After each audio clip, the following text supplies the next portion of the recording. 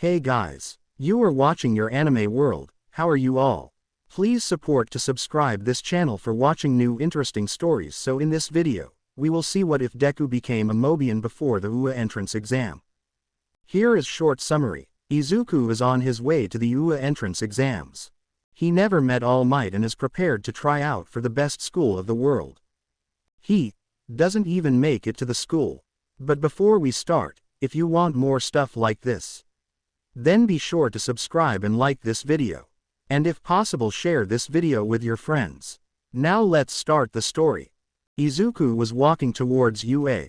He had been training himself for the last 10 months of his life, all for the moment he would need to enter the school and prove to everyone around him that a quirkless hero really is possible. He would even prove that to All Might himself. It had been 10 months since Izuku had last seen the #1 hero, and he made it his mission that if he walked around his normal routes to get to school as well as the store over that time, that he wasn't near the man. He had really crushed his dreams of becoming a hero that day 10 months ago, and he really didn't want to talk to the hero about it, especially now of all times. He reached into his backpack to get some water as he wanted to be fully ready for the entrance exams. Even if he didn't pass the practical, considering he'd be fighting against robots, he had read about the practical exams on the website talking about UA's entrance exams about 4 years ago, when they made it possible for the quirkless to enter that prestigious school. He was mentally prepared to take the general education test as well in case he didn't get into the heroics course, and as he walked through the city on his way to the train station to get to Tokyo, an explosion happened to his right. Looking over at the area where a wall was broken apart, he found that there was a civilian laying under some rubble. As he rushed over to them before his mind could even process what was happening.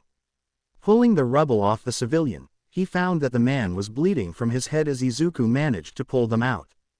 "Why, young man, what are you doing here?" the older man asked. "I'm here to get you out of here," Izuku said, with a small grin. "Well, keep yourself hidden. There are villains in the building," the older fellow said, as Izuku hauled the man to the street and called for paramedics and heroes. "How many villains are inside the building, sir?" Izuku asked, as the man coughed. There should be around 5 villains. But you should really be focused on the one in front of you," the older fellow said, as he grunted in pain. What are you talking about? There's nobody in front of me," Izuku said, before the older fellow's face became a sneer. "I always love messing with the righteous ones," the older fellow said, as he placed all 5 of his fingers on Izuku's chest. Izuku had only a few moments to think about what was happening before the effects of a quirk activated.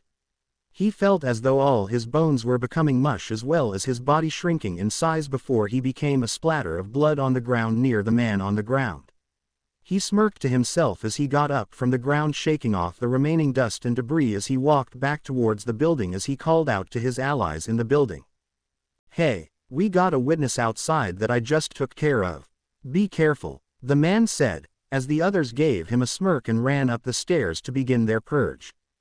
Izuku stared off into the distance as he thought about everything in his life building up to that moment in time. He seriously couldn't believe that was how he went out. He died because of the fact that he thought that an older gentleman was hurt, and he was taken advantage of. He slowly began to cry as to how his mother would now become very distraught with the death of her son, not that he really believed that she would be sad. He'd seen how she was very dismissive of him over the years when it came to his classes at school. She knew about how he was bullied every day, and she still did nothing about it. He had even attempted to tell her about it, but she was very drunk at the time and just yelled at him to just leave her alone. As he stared at the glowing world around himself, he thought about what kind of life he could get.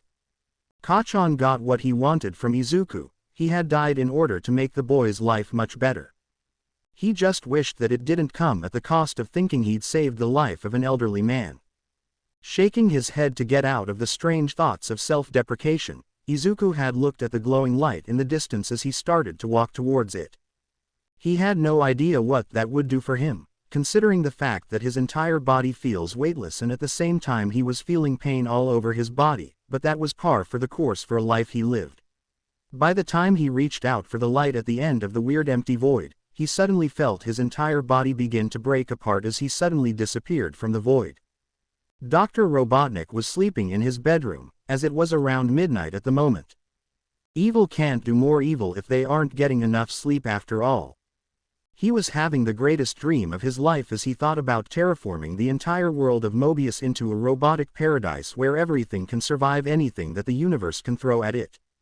And he had managed to catch that damn rat of a hedgehog Sonic in one of his many devices that could handle the power of the Chaos Emeralds. He slammed a button in the dream to transform Sonic into a metallic version of himself as he began to laugh hysterically at how he managed to finally defeat the blasted hedgehog once and for all. Beep beep beep beep.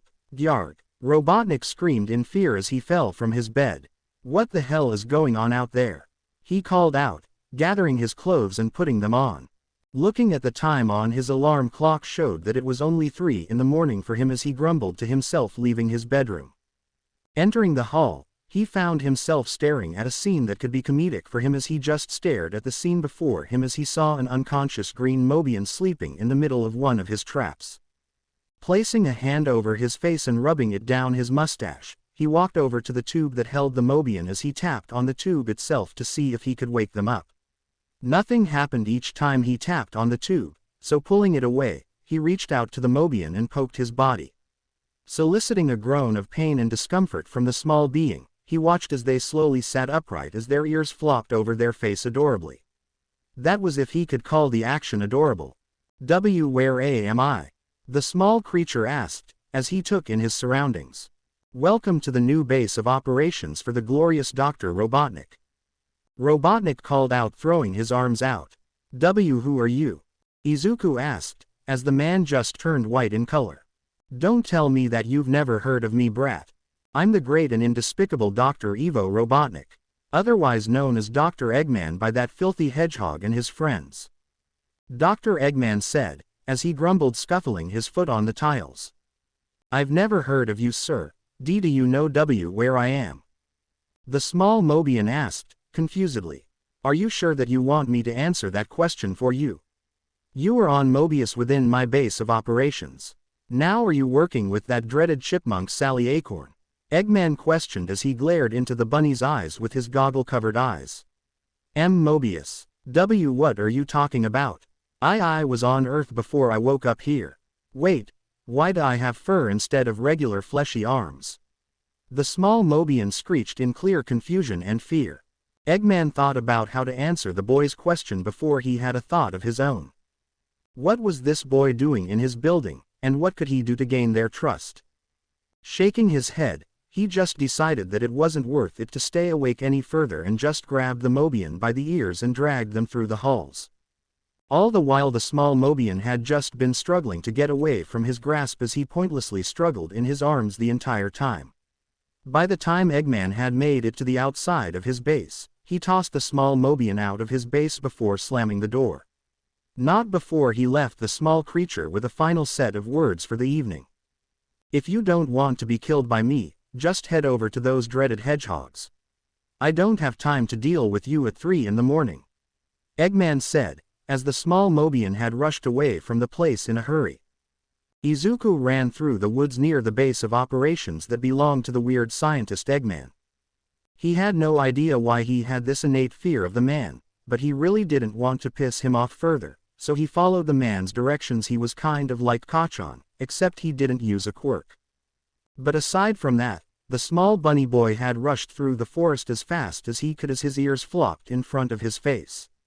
He was running through every single scenario about what in the world was happening, but he kept drawing into one singular scenario that he'd never thought was possible. He was probably reincarnated into another world to live out the rest of his days there. By the time he had run out of stamina to continue running through the forest, he stopped to hide in a tree. It was in the middle of the night, so he wanted to get as much sleep as possible in order to have enough energy to continue exploring what this world has to offer. If he was in another world, he was definitely going to see if certain things were helpful or not, and he was going to head to this hedgehog and his friends to see what they were all about. Falling asleep on the branch, he was currently unaware of the set of eyes that glared at him through the bush of leaves at the bottom of the tree as he cuddled himself against the trunk of it. By the time it was early morning, Izuku woke up with a start as he looked around his area before noticing a weird animal staring at him on the tree branch. They were like a snake, but for some reason they were opening their mouth towards him before he immediately entered fight or flight mode. Which for him, was the latter. Running down the tree, Izuku immediately took off in a dead sprint to get away from the area of that animal that attempted to have him for breakfast. As he continued to run through the forest, he wasn't paying attention to where he was rushing off to as he finally reached the outside of it before he quite literally jumped off the ledge. Ah! Izuku screamed as he fell into the watery river at the bottom of the cliff. And before he could even attempt to escape from the water, he was taken downstream. Screaming the entire way as he struggled to swim in the roaring rapids as they tugged him down even further down the river as he struggled to keep himself above the water's surface. About a minute later, his head hit a rock causing him to go unconscious from the harsh smack and the river carried him down the stream. A few hours later Izuku found himself on the bank of the river as he slowly got himself up from where he was laying on the ground. Shaking the water from his body, he looked at his form in the river's reflective surface and made multiple observations. Firstly, was the fact that he looked like one of those plushy bunnies that were stuffed animals. Secondly, he had weirdly oversized ears on top of his head, and the final thing he'd observed was the fact that since he was now a bunny, his eyes were definitely larger than normal. He decided to check under his pants to see what he looked like since he wasn't exactly human anymore and was very disturbed by how he looked. And with a blushing face, he pulled his face away from his crotch as he shook his head thinking about what to do in this world. Since he couldn't find a feasible way back to his old world, he thought about just staying within this world. It couldn't be that hard to live here in the wilderness, right? For the last time, Amy, I can't take you out on a date today. I've got a big project with the tornado that needs my full attention. A very young voice called out. Tails, god damn it. I want you attention, and I want it now. A feminine voice called out, as Izuku hid in the brush nearby. Who are they? I hope they are nicer than they sound. Izuku thought to himself as he watched the two enter near the river. Amy, I will spend time with you later. I need to see what the scanner stated about something appearing near the riverfront. That's weird, it said that a lifeform was nearby. I wonder if it's broken. The fox said, as he swished his tails behind himself. Tails, you sure that there was something here? A pink hedgehog asked, as she stared at the fox. The scanner is never wrong. Let me give it another shot. The fox, Tails said, as he pulled out the device. As he turned the machine on, Izuku felt his heart rate increase dramatically as he hid within the brush as he curled in on himself as much as he could.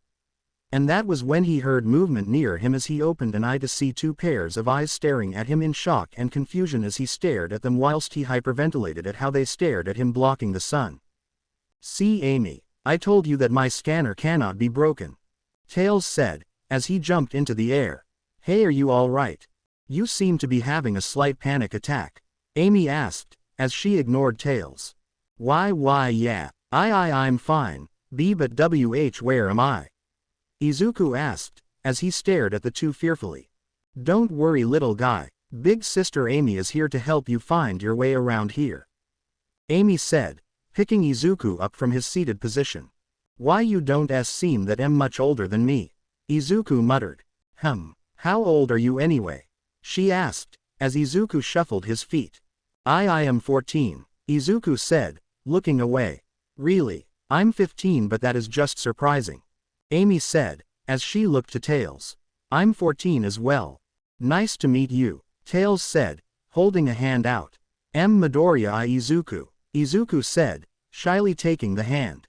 Nice to meet you Izuku. Name's Miles. Tails, Prower. But you can just call me Tails. Tails said, with a smile. Why you're named after miles per hour? Izuku asked, confused. Yep, anyway, this here is Amy Rose, she's my girlfriend. Tails said, happily. A girlfriend that you're not spending time with? Amy said, as she smacked Tails on the head. Izuku watched the two converse with one another as they led him towards where a small city was located. As they talked to one another, Izuku found himself falling into the conversation without much help as he listened to everything they all spoke about and taking it to heart immediately. And soon enough they stood over a very large city that looked highly advanced in terms of overall technology alone. And that is when someone new arrived, as he had overheard the trio walking towards the cliff overwatching the city. That is Central City. It's a place that gets attacked by poachers as well as Eggman from time to time, but you should know that it's safer out here in the woods. Name's Sonic. Sonic the Hedgehog. The Blue Hedgehog said, happily. Izuku stared at the Blue Hedgehog for a moment before taking in everything that happened in his early morning. And promptly fainted on the ground. Chapter text. Izuku woke up a few minutes later as he shook his head. He was feeling something underneath his head as he felt something very soft, turning his head slowly expecting to be a female giving him the famed lap pillow that his perverted classmates at Aldera had spoken in secret about. Only to find that he'd been sleeping on a small couch that had just been able to keep his small frame on it because of how short he was. He had no idea as to why he thought someone was giving him a lap pillow, but he didn't care at this point in time.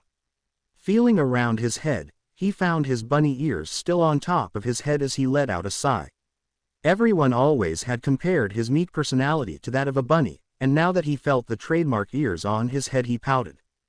Well, at least my C classmates were right about my P personality. C, can I at least use my ears as a weapon though? Izuku muttered to himself. But if I were to use them as a weapon, wouldn't that be as assault? Izuku muttered. I know that I'm not that, well. Izuku continued to mutter to himself. As the young bunny had been muttering to himself, he was completely unaware of the fact that someone was overhearing his little mutter session.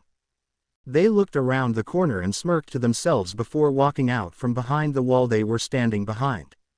They sat next to the bunny as he kept muttering to himself, pulling a small notebook out of his backpack, and from what the newcomer could see, it was burned and destroyed by water damage. They cringed as they watched the bunny prepare to write in the ruined notebook before he sighed and turned to look around the place, only for green eyes met blue as they finally took notice of the other. Sorry. I didn't mean to disturb you, Izuku said, as he bowed whilst sitting. Don't worry about it, little guy. Now can you inform me as to what you're here for? Sonic wouldn't stop talking about you, especially about how comically large your ears were. The chipmunk questioned. My name is Izuku. Midoriya is Izuku, Izuku said, as the chipmunk nodded. Well, Izuku, welcome to the resistance base within the Central City National Forest. I'm Sally Acorn, princess of the Acorn bloodline within the Acorn Kingdom. Sally said, rubbing Izuku's furry head. Nice to meet you. Mrs. Acorn, Izuku said, as Sally chuckled. Don't worry about using my last name, I threw that away as soon as I became the leader of the freedom fighters. Sally said, as Izuku looked concerned. Why? Izuku asked, as Sally chuckled even more. I joined them because Dr. Eggman wouldn't stop attacking everyone in Mobius. I plan on reclaiming my title as the princess as soon as Eggman is either in prison or killed. I don't really care about what happens to him, Sally said, as Izuku nodded. As Sally continued to tell Izuku about his job as a new member of the Freedom Fighters, Izuku was looking confused as to why he was being chosen to be a part of her Freedom Fighters. She then asked him later on about if he wanted to really see if he could weaponize his ears as well as other body parts. Izuku blushed when she finished that sentence earlier, but he nodded the same at her as she showed him around the Freedom Fighter base. As he looked at all the people fighting for the freedom of all Mobians as well as the takedown of Dr. Eggman, he took in a deep breath as she brought him to the fighting arena as she called it. She pulled over a large dummy of Dr. Eggman as she gave him the go-ahead to use his ears against it.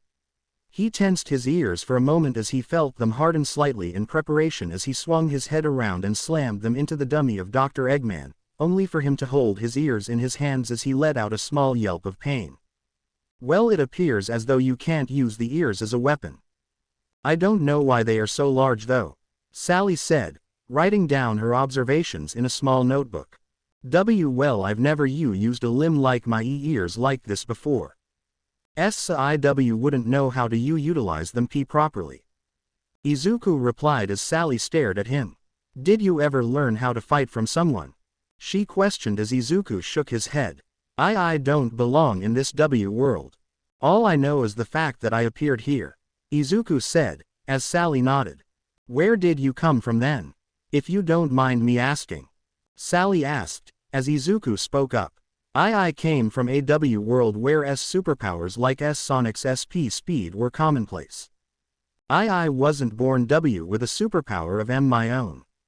Izuku said, looking away sadly. Not everyone was made for being a hero. But what are your other skills? Sally questioned. I don't know. Izuku said, as he rubbed the back of his head. Alright, what are your hobbies? She asked, as Izuku smiled sadly. I wrote down A about the Q quirks of my P peers. T the same for H heroes and some V villains. Izuku said, as Sally immediately took notice of how less he stuttered on that subject. How would you take notes on them? She asked, as she was hoping he'd say a notebook. I would write down their quirks down in my hero analysis notebook. I would try and write down all my theories about their Q quirks or see which fighting S style works best for them. B but everyone just T told me that I was more of a stalker WI with my notes. Izuku said, looking away from Sally. I think I know what kind of personnel you can be for the freedom fighters. Sally said, smirking. W what? Izuku asked, as Sally smirked even more. You can be someone who observes the fighting styles of our opponents. If you can figure out how they fight, then your notes on how they fight can be a boon for our cause to stop Eggman once and for all. Sally said, as she pulled Izuku over to some computers. For the remainder of the evening, Izuku was shown multiple videos about Sonic and his friends fighting the Robotnik robots. Not to mention the fact that Izuku was shown how the robots specifically fought, and Izuku wrote everything down in a new notebook that was given to him by Sally. She knew that he was sad when he saw his previous notebook and gave him a new one so that he could transfer all his notes from the old one into the new one. But also, another one for specifically writing about the enemies they come across, so that the next time they come across such a foe that they can take them down with a strategy. For the rest of the night, Izuku was in the computer room as he looked at the multiple videos of Sonic and his friends fighting Robotnik and his badniks. He was very surprised with how simple they fought, as though they were given very predictable fighting styles as if they weren't made to take on Sonic and his friends. He also noticed how each and every time that Sonic and Co. had taken down a specific badnik, a small bird creature would fly outside of it. And as he looked through multiple more videos he found that they were the same for different species of robots that Robotnik had sent out to Sonic and his crew to take on. But the fights he had been shown about Robotnik and Sonic specifically, he was greatly underwhelmed by how the fights take place and end. To be honest, he doesn't know why Sonic doesn't even catch the man if he has the speed to catch up to the man in his speeder vehicle without any effort. From his speed feats alone, Izuku knew that Sonic could easily end the fight between him and Eggman quite easily, but for some reason he holds back enough to allow Eggman to get a few good hits in that could become fatal if he gets hit harder than what Eggman throws at him. Eventually Sonic will become so arrogant in battle that he'd get taken advantage of during a moment of his guard being lowered, and Eggman could quite easily kill him without even knowing it. As the freedom fighters, incompetent. I am being shown multiple videos of Sonic's fight with Eggman at the end of each zone. And each time he lets Eggman go for some reason, what is going on?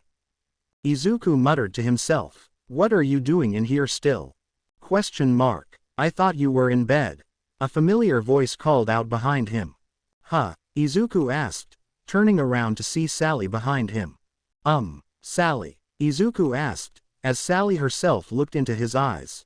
What is it? You should be going to bed to get some sleep. Sally said, as Izuku cleared his throat. Why does Sonic let Eggman get away multiple times? Izuku asked. What are you talking about? Sally questioned. Well, looking at the footage alone, Sonic is allowing Eggman to escape. Izuku informed as Sally looked at multiple zones. Are you sure that Sonic is allowing him to get away? Sally questioned. Why yeah. Sonic has shown feats of speed that should allow him to catch and bring Eggman to justice multiple times. How fast can Sonic go exactly?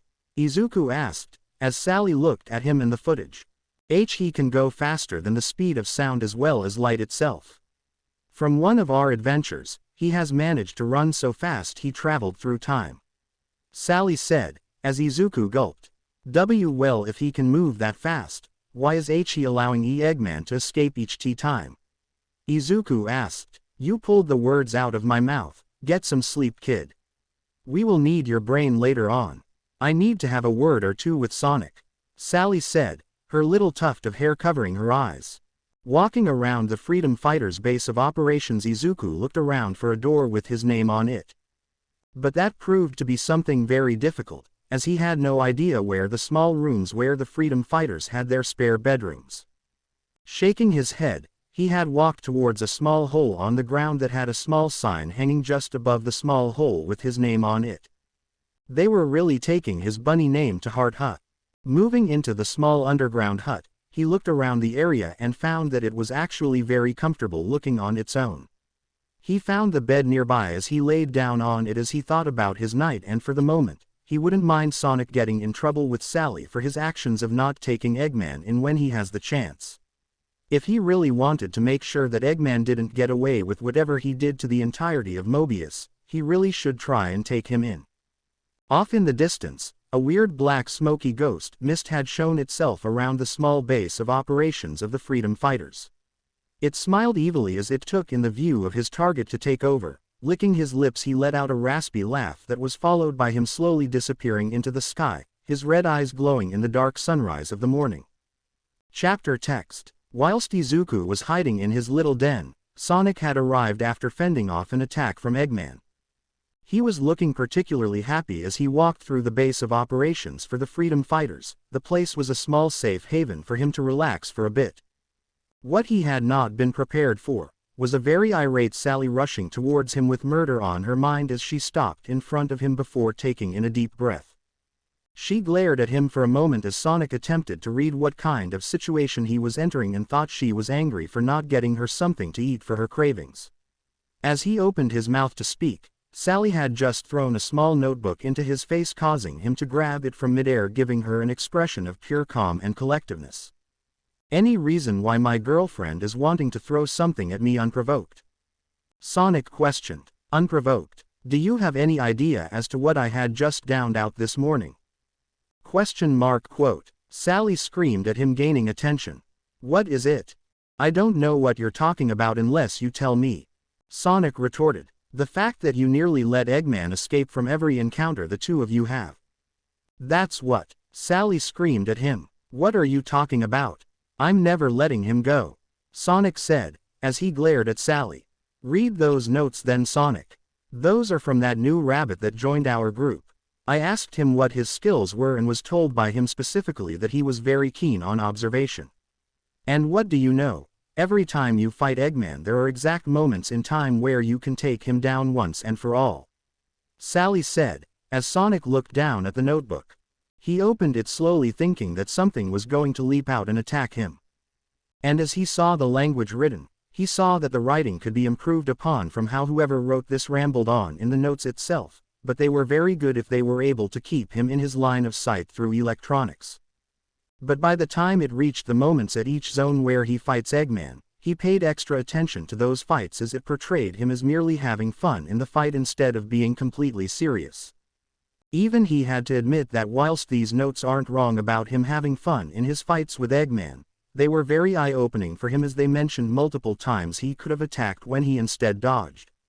Scratching the back of his head, he merely closed the notebook, having seen everything he needed to, and gave the notebook back to Sally, who just glared at him even harder. What do you want me to say?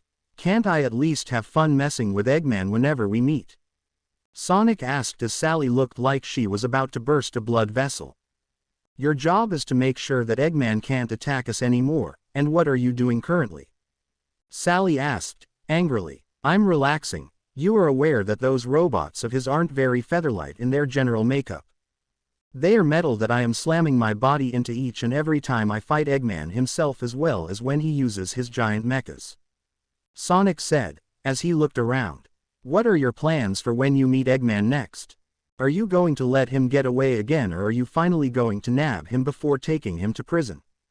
Sally questioned. Geez, you make it sound as though I'm the bad guy for not being able to catch him. Sonic said, cleaning out one of his ears. That's because it should be extremely easy for you to grab him. You are the fastest thing alive. You could easily enter his base without him knowing about it and just pull him out with him being none the wiser. Sally yelled. Who was the person who wrote this? Sonic asked, pointing to the notebook. What, are you going to get angry with whoever wrote it? Sally questioned, her anger slowly ebbing away. No, I'm going to congratulate them for managing to figure out many ways for me to end a fight between me and Eggman. I may be the fastest thing alive, Sally, but that doesn't mean that I'm the smartest. Sonic said, as he walked away. Whilst Sonic walked away, the ghost form hiding in a nearby tree flew towards Sonic at blinding speeds. And before the hedgehog could even react to what was happening, the ghostly form had taken control of his body, continuing his walk away from the area to begin his own nefarious plans for this world of Mobius. Izuku was sleeping for a few hours.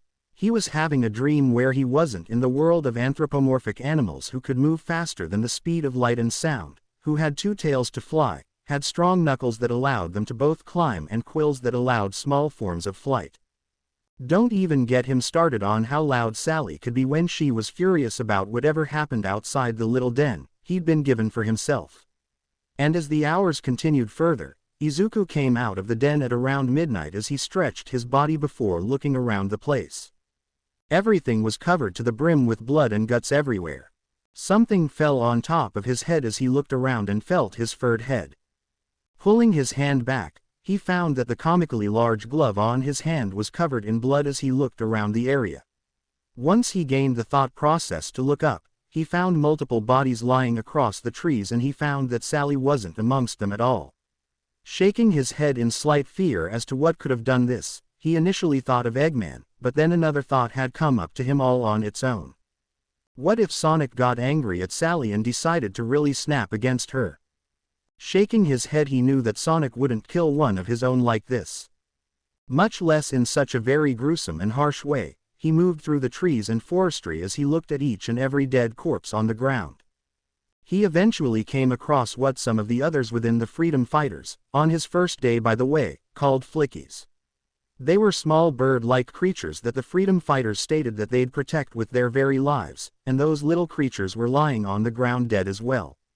He felt tears falling from his eyes as he looked at each and every dead body on the ground before moving to head back into his den, his face filled with complete fear as he sat down on the ground. For the next few minutes, Izuku sat there feeling all the death and fear that had filled the area above ground. He felt a small shiver down his spine as he thought something was watching his home from afar before leaving the area as a whole, as if to report something. It was here that Izuku felt as though he'd need to leave his home and make sure that he makes a new base of operations to protect himself from whatever threat had just found him. Grabbing a backpack, he filed it with clothing and food plus water. Once that was done, he put on some shoes and climbed out of his little hut and rushed off into the brush. It was a good thing that he did, because as soon as he disappeared from the den, something fell from the sky and destroyed it entirely. He held his breath as he looked at Sonic, as he held a very different vibe from when he first met the hedgehog. This version of Sonic was very clearly not the Sonic that he'd met earlier that morning, and he could easily tell this from how this Sonic had very red, crimson-colored eyes and yellow teeth. Sonic had blue-green eyes and white teeth, and he definitely didn't have sharp teeth except for his canines.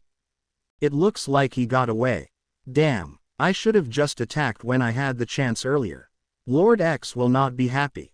A distorted voice of Sonic said, albeit a little raspy. No matter, I will find him later. I have a few more souls to collect before I can even reach Mountain Peak. He said, before rushing away. Once the evil Sonic had left the area, Izuku came out of his hiding spot as he rushed off into the dark night of the forest.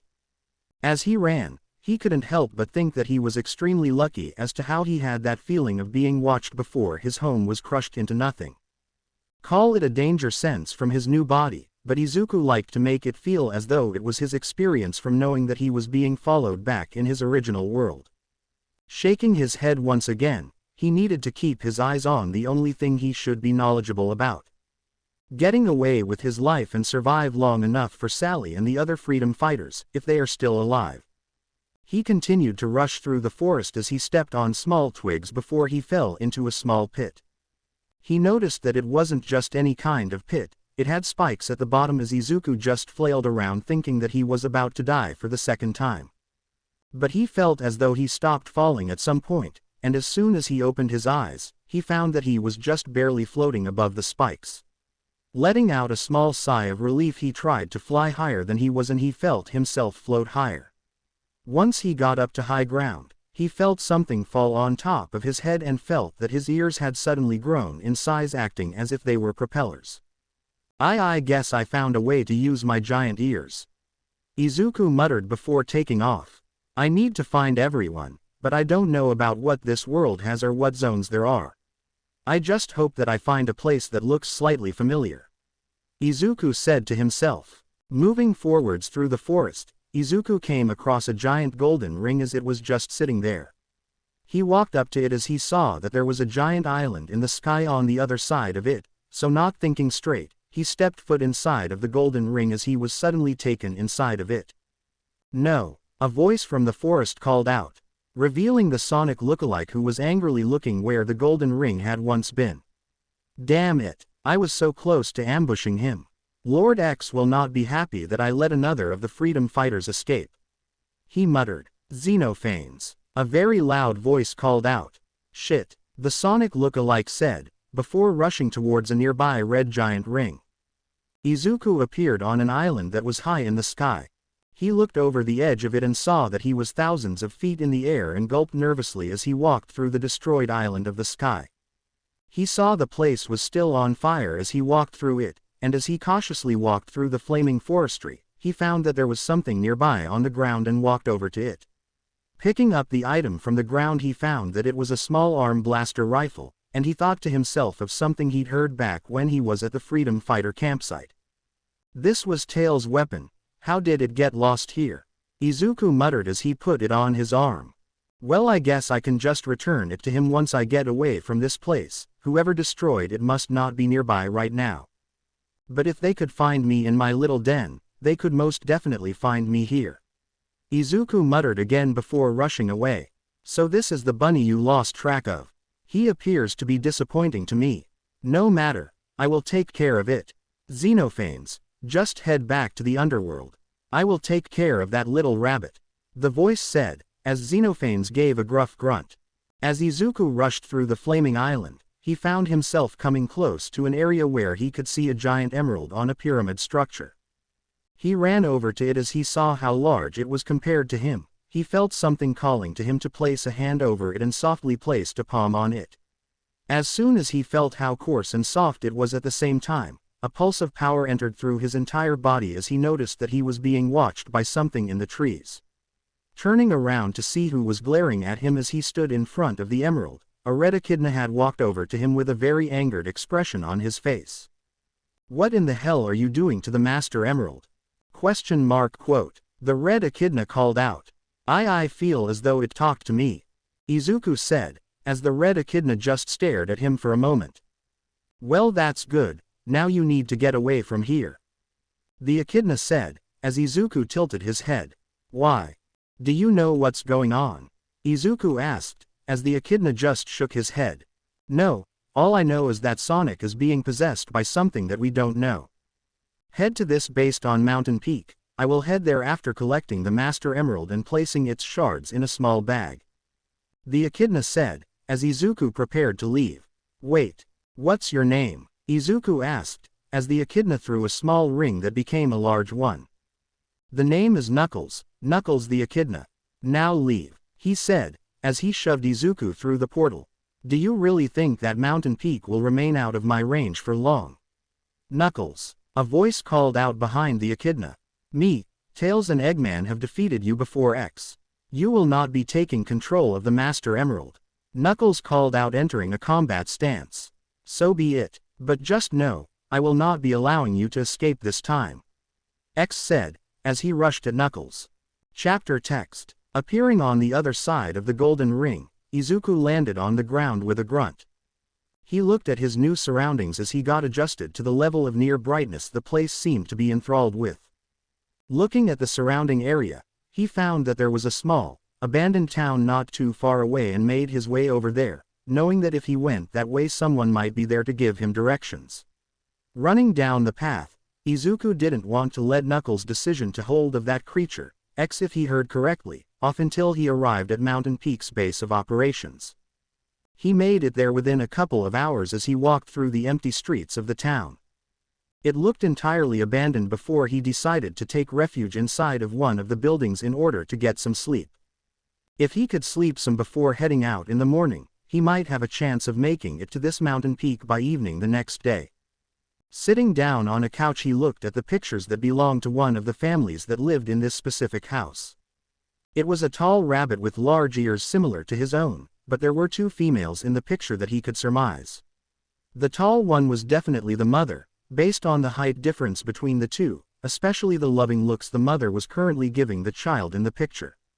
From what he could see of the child, however, she looked like a complete clone of the mother except for the short stature as well as clear indication that she was only around 10 years of age.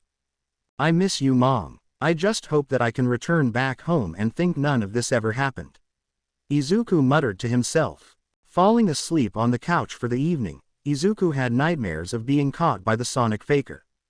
Waking up in the middle of the night due to a nightmare, Izuku went to get something to drink from his backpack before he felt a presence looking down on him from above. Looking up cautiously, he found a woman just lying on the ceiling with blood falling from their mouth and body as a very large X was placed over her chest, her naked form for him to see. Izuku felt like he was going to throw up, and as he moved towards the bathroom, he heard the sound of screaming coming from down the street. Climbing out the window with his backpack on his back, he rushed to where the sound had come from. Down on the street he found an anthropomorphic bat sitting on her ass as she stared at the thread in front of her. The Sonic Faker had arrived there and was thinking about killing her.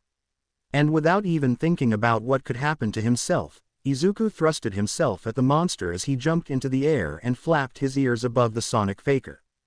Dropping down on him from above, he heard the words of the fake Sonic as he spoke to the woman who was extremely injured.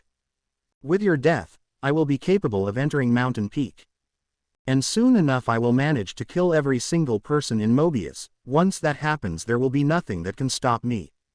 "Ahahahahahaha," the Sonic Faker said, his laugh very disturbing. "Not if I have anything to say about it," Izuku screamed out, causing the Sonic Faker to turn immediately to him in shock.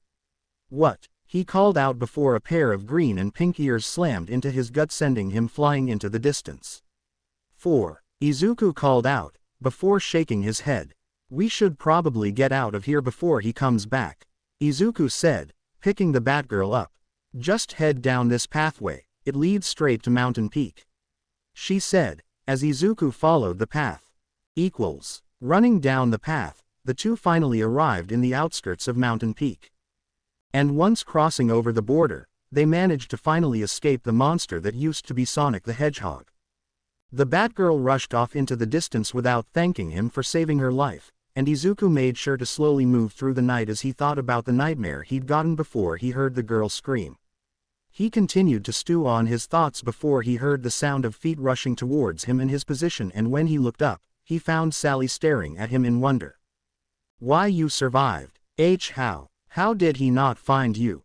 Sally asked. I don't know, Sally, but all I know was that when I woke up everything was covered in blood and guts. Not to mention that I had no idea where you all were. So I just went in a singular direction hoping to find you guys," Izuku said, as Sally let out a breath of fresh air. "Yeah, you did a good job actually sleeping for once. Because as soon as you fell asleep, I had a talk with Sonic. It appeared as though he was impressed with your work, but as soon as he left our conversation, he came back with red eyes and yellowed sharp teeth. His claws were sharper than they usually were, but we've dealt with this kind of situation before. All we need to do is make sure that we can bring the Master Emerald here and finish him off once and for all. He escaped us the last time," Sally said, muttering the last part. "Who is this demonic being?" Izuku asked, as Amy walked up. "Hey new kid, well, to answer your question about who that faker was, his name is Lord X. He came from the void of our universe, and he has only one goal in mind. To kill everyone on Mobius, we were capable of expelling him from Sonic's body the first time, but this time is different. He'd taken complete control of Sonic, from how Sonic isn't fighting back against him. It's as though he wants to have vengeance on everyone in Mobius. Amy said, as Izuku thought about it. I think I'm at fault for this. Izuku said, as Amy looked to him. Over the next few minutes Izuku explains what his reasons for being the cause of Sonic actually wanting to kill everyone. And for them to hear this, it's not very far-fetched as Izuku was the first and only person to ever tell him that if he really wanted to stop Eggman himself, he could have done it ages ago. Hell, Sonic had the power to kill Eggman in his sleep without him even being none the wiser. The only reason he apparently kept Eggman around was because he felt as though the man could redeem himself in some kind of way. And to hear that you are essentially causing the deaths of everyone around yourself from an outsider. Well, why not just allow the being who took control of you last time around keep control and let your inner hatred of everything out? As everyone listened in on Izuku's description of how Sonic would probably react to him being the reason he was possessed, Tails was the one to be on his side. I don't know why you are beating yourself up like this. The only time Sonic was even capable of fighting back against Lord X was because me, Knuckles and Robotnik were leaving for this place the first time. So the fact that he'd willingly allow himself to be possessed is not a very smart thing that Sonic would do. If anything, he would fight many times harder to prevent such a mind as your own from being taken by him. Tails exclaimed, Really? And nobody but Sally's ever said that about me before. Izuku said, as Amy and Sally with Tails looked at him in alarm. Well then that means that you are joining our misfit group. Tails said happily.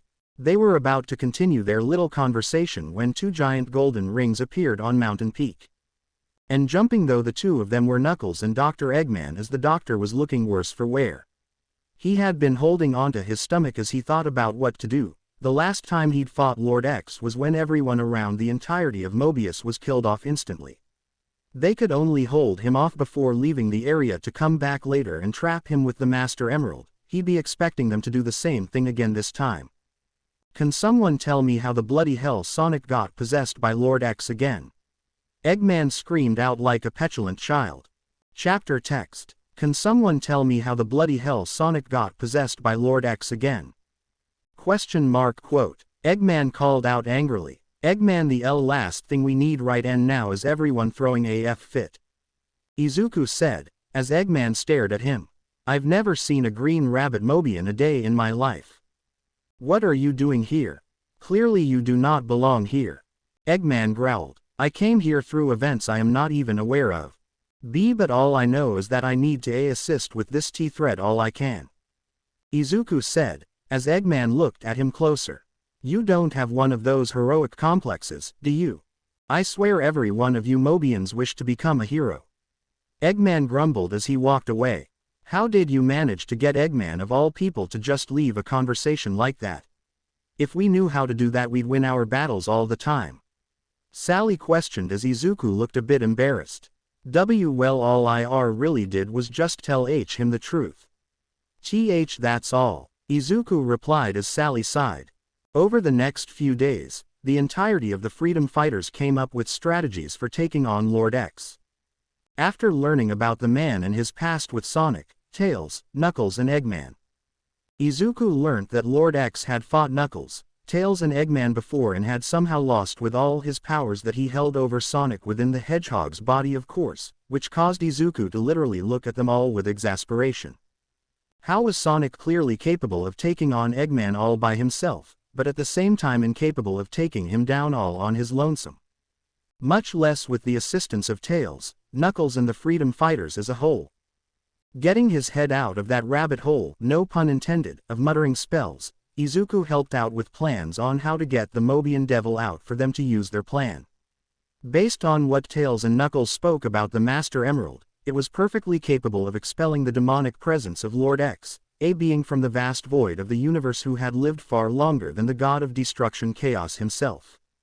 But the plan all amounted to someone having to lure Lord X out of hiding in order to initiate a fight between one of their own and him.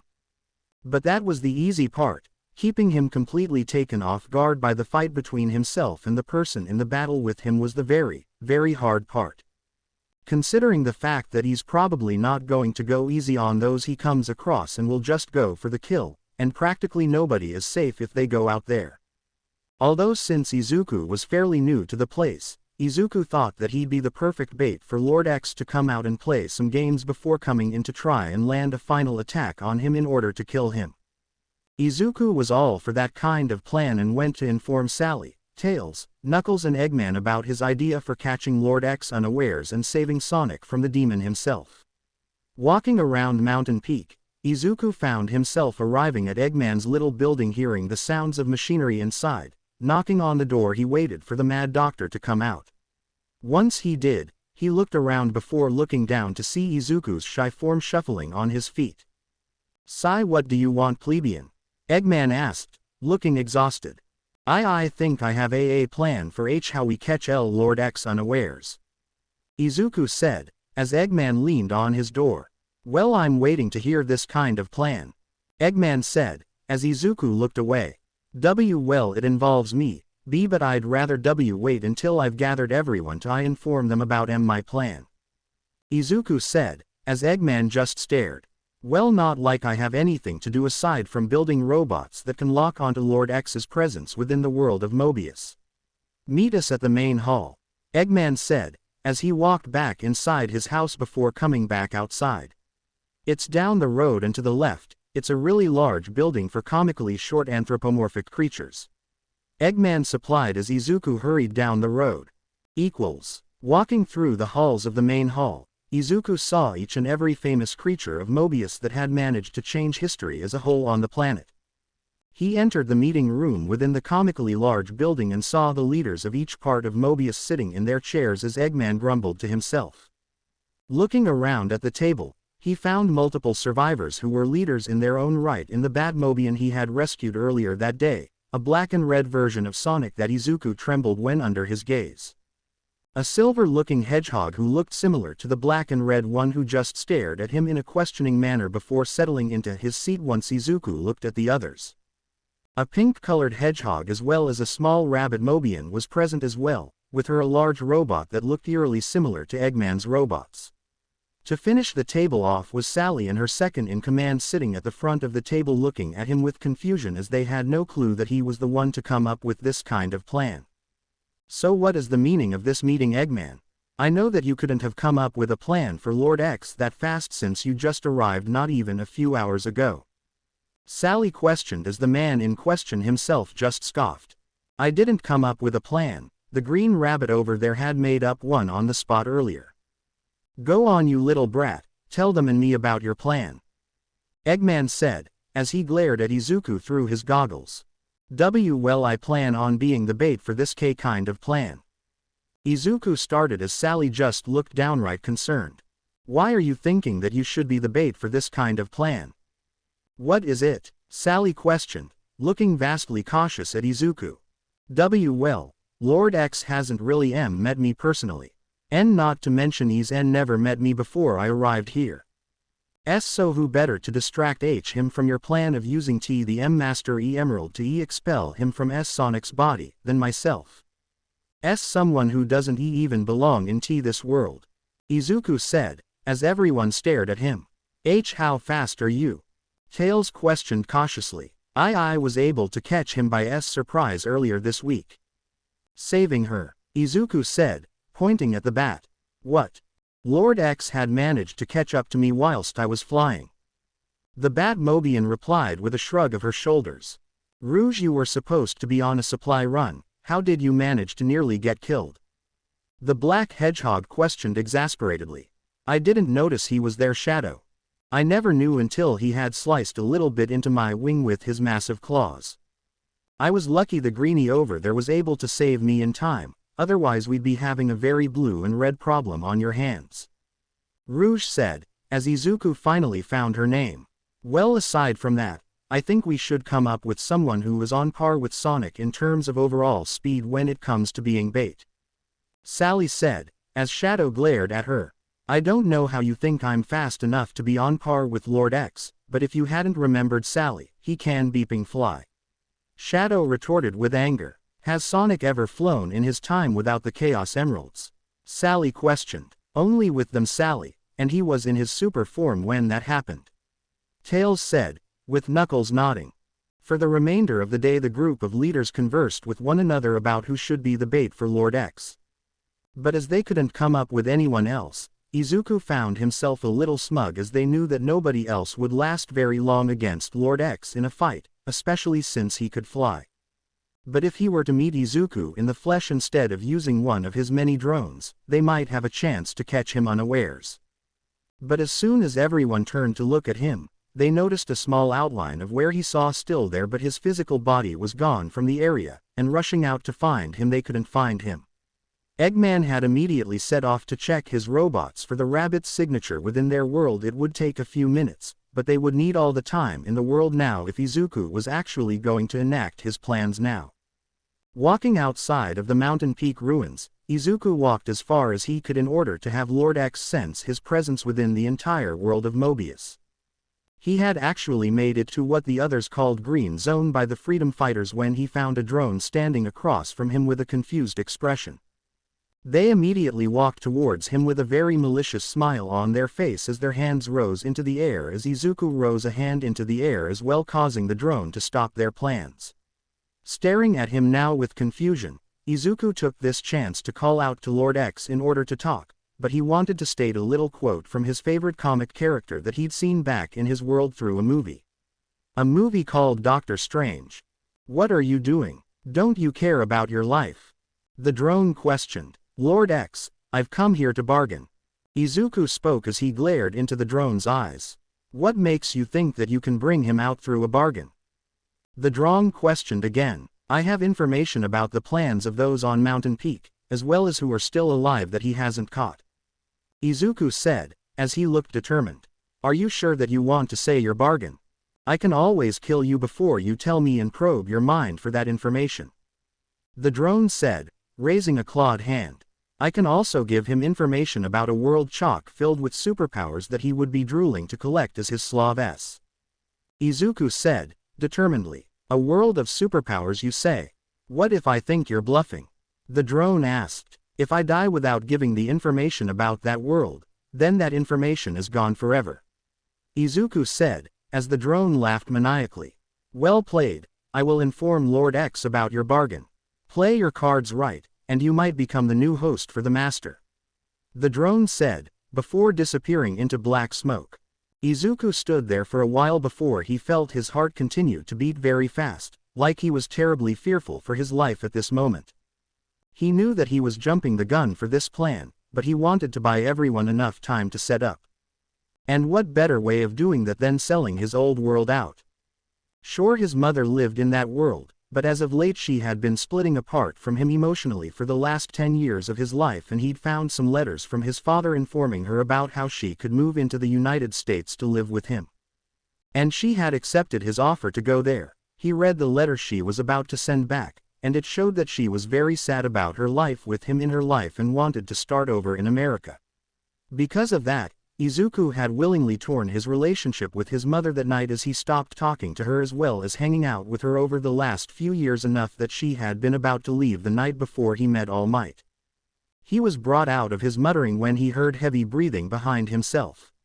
Turning his head around, he came face to face with Sonic's form as the demon inside was looking at him with an exasperated expression on his face before smiling. So, it appears that your muttering session is complete. What was this bargain you had in store for me? Lord X questioned, his expression now very intrigued. Like I said, Lord X, I've come here to bargain with you. And I have information about a world that you could take over, and simultaneously lord yourself over as the true god of that world. Izuku said, as Lord X now looked very attentive. What does that world have that this one doesn't have? Lord X questioned. Everyone in that world, minus a 20% minority, has a superpower of their own. And most of them are completely corrupted, and if you show them who you really are, they will follow you without fail.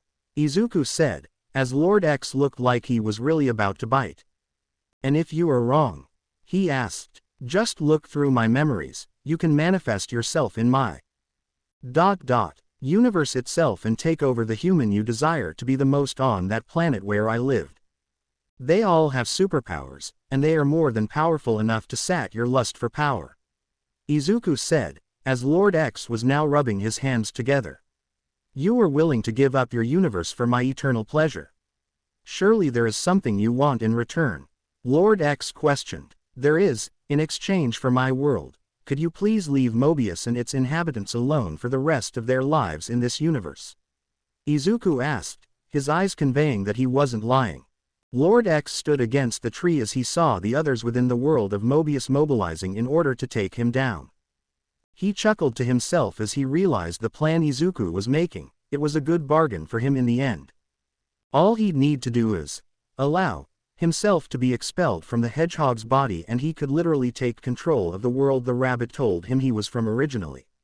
Something had to happen to him to want to have nothing to wish for that world and protect this one he came to, a world that has yet to show him the pros and cons of living here forever. He ultimately decided to ask a question that was on his mind since Izuku bargained with him. Did this world of yours do something to you that deserved you to not protect them? Surely there are people there that you'd wish to protect. Lord X questioned, Sonic's voice echoing through. Don't answer him. He will literally take over your body. That world I came from, it didn't like the fact I wasn't born with a power. It is entirely corrupted with those who value the power of a quirk, superpower to become something that they dream of.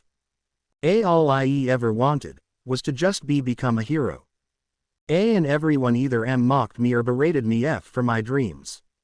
My idol even told me it was impossible, Izuku said, as tears now flowed from his eyes. Did they ever hurt you physically? He questioned, his tone oddly soft. Every day of my life. Every day I contemplated whether or not I should end my own life. Was even encouraged to end it by who I thought was my friend. Do why you want to know his exact words? Izuku questioned the demonic being. I guess I should humor you for your plan to come to fruition. Lord X said, as Izuku stared at him shocked for a moment. Should have known that you'd see a catch on. He told me that if I wanted to be a hero so badly, then there might be another way I could become one. Just pray that I will be born with a quirk in my next life and take a swan dive of the roof of the building. He told me to kill myself, and I am not okay with that line of thinking. Izuku said, as he continued to cry, rubbing his eyes. Lord X has killed a great many Mobians and many universes of Mobius where he'd been capable of killing Sonic and his friends. Though there was one constant in each universe he'd entered. Nobody was ever rude to anyone except for those they had explicit reason to be rude to, but to hear that Izuku was bullied and suicide baited for no reason aside from his seemingly inability to have a superpower of his own. It caused the eldritch deity to feel something he'd never felt in eons. Something that hadn't been felt since he was brought into being by his baby sister, Empress C. He could remember how she was treated by the other gods of Mobius, especially that of those who were very afraid of her power to create demonic beings such as himself to be an older sibling. And he took the form of Sonic because he had all the qualities of an older sibling from how he viewed the many realities where he became the older brother figure to Tails and decided to become similar to him there. Only for the gods around him to banish him into the void of the known universe and kill his baby sister whilst he couldn't do anything to come back, and for a moment, he felt a little sad for Izuku. An emotion he'd never felt in eons as he'd though before, but shaking his head with Sonic's physical form he looked into Izuku's clearly broken eyes and started at his broken soul inside. All he could see from Izuku's soul was a literal child around the age of 4, green eyes, hair with black highlights, wearing blue t-shirt and yellow cargo shorts as well as wearing red high-top shoes. And all he did was reach out asking just for a single friend he could have. And as much as Lord X wanted to become that friend for him, his murderous tendencies would scare the poor boy inside the soul of the boy too much. He let out a sigh before holding out a hand as he looked into Izuku's eyes with a softer smile on his face that Izuku reached outwards to hold onto as well. Bargain accepted, he said, as their palms connected. Chapter text. Lord X and Izuku's palms connect with one another as they shake their hands. Lord X feels the information that the bunny gives flow into his mind as on the outside his form the entire freedom fighters are able to take him down and pin him to the dirt. As they use the Master Emerald to pull Lord X from Sonic's body, the demonic spirit merely smirked as he moved into Izuku's body to absorb enough energy, power, and information from the bunny. As Sonic's body is freed from the demonic spirit, everyone notices that Izuku's form has a weird aura surrounding itself as he stands alone in the field as everyone surrounds him. Sonic glares at the bunny with fury as he prepares to walk over to him in order to punch him in the face for doing something so cruel. But before they could do anything, they watch as the aura suddenly disappears as the bunny suddenly falls to the ground, red electricity moving across his skin before it is absorbed into the body. And as Lord X flew high into the sky before disappearing from the world of Mobius, he smiled to himself as he looked at all the memories that the bunny had of his previous world. That world would get the vengeance the boy desired but kept hidden from the place for 10 whole years. The fact that he never tried to become a villain in that world was really telling about his heroic personality. He would rather save it instead of letting it fail from the inside or forcing it to change with him being a villain to fight against. Back on Mobius, however, Sonic and the others sat in their meeting room as they talked about Izuku. The simple fact that he talked to Lord X without their presence was very concerning to them since he never told him when they were going to initiate the plan. He was very impulsive when he stated the plan, as though he expected for himself to be injured in the plan from the very beginning. Now though they stared at the sleeping bunny as he twitched in his seemingly dreamless slumber, Sonic however had a few things to say. Alright, do you all want to know what happened in that conversation between Izuku and Lord X? He questioned as everyone looked to him. What did they talk about? Sally asked, as everyone listened in. Shit, the bunny talked about how his previous world treated him so harshly it was as though he wasn't even human to them. But he willingly told Lord X to take over that world in exchange for keeping our own world safe. Sonic said, as everyone had their jaws dropped. He sacrificed his home world, just to keep our own safe. That takes serious balls, Eggman said, chuckling. Not that. He willingly sacrificed the world he was born in. He should have made sure that our own world was killed off in order to stay alive. Sonic said, angrily. So you willingly would have allowed him to destroy our world for the sake of saving trillions of lives of a world in an opposing universe? Sally questioned with a glare. And no. But at least think about the repercussions. He's essentially killing trillions of lives from his world by allowing that demon over there. Sonic said, as Eggman chuckled. You know, for a hedgehog you are seriously idiotic. Eggman said, as he looked at Sonic. What makes you think that I'm an idiot? I have defeated you many times with my IQ level. Sonic retorted. Sonic, what Eggman is talking about is the fact that you never really listened to how Izuku talked about his world, did you? Shadow questioned with his eyes closed and arms crossed. What are you talking about? Sonic questioned, fixing a glare to Shadow. His world has hundreds, if not millions of people with quirks, superpowers similar to our own. Only around 20% of the population of his world has no power. Lord X needs to have a host that has power similar to his own in order to take over. Izuku sentenced Lord X to his own demise. Shadow explained as Amy looked to him. Can you say that again for idiot's sake? Amy questioned. In layman's terms, in my world everyone has a power that can just as easily counter his own demonic powers. Izuku said, with a yawn causing everyone to look at him. Sonic looked at Izuku for a few moments before standing up. Izuku looked at him blearily as he rubbed his eyes. But before he could finish clearing out his eyes to see, he felt something smash into his cheek, sending him from the couch and onto the ground with a yelp. Rubbing his cheek, he looked back up at the person who punched him in the face and saw Sonic glaring down on him with fury as well as anger written on his features, bringing back memories of Bakugo as he glared hatefully at Izuku and smiled evilly. Izuku scuttled back to the wall as his entire form was shaking with fear as he stared at Sonic, and it brought everyone to pull the hedgehog away from the shivering bunny. What did I do in order to be punched? Izuku asked, as Sonic growled. You know what you did.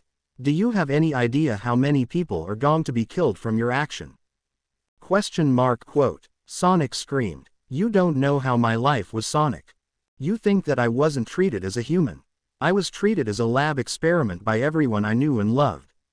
My own mother hated me. Do you really think that I have no faith in the fact that those in my world could change?"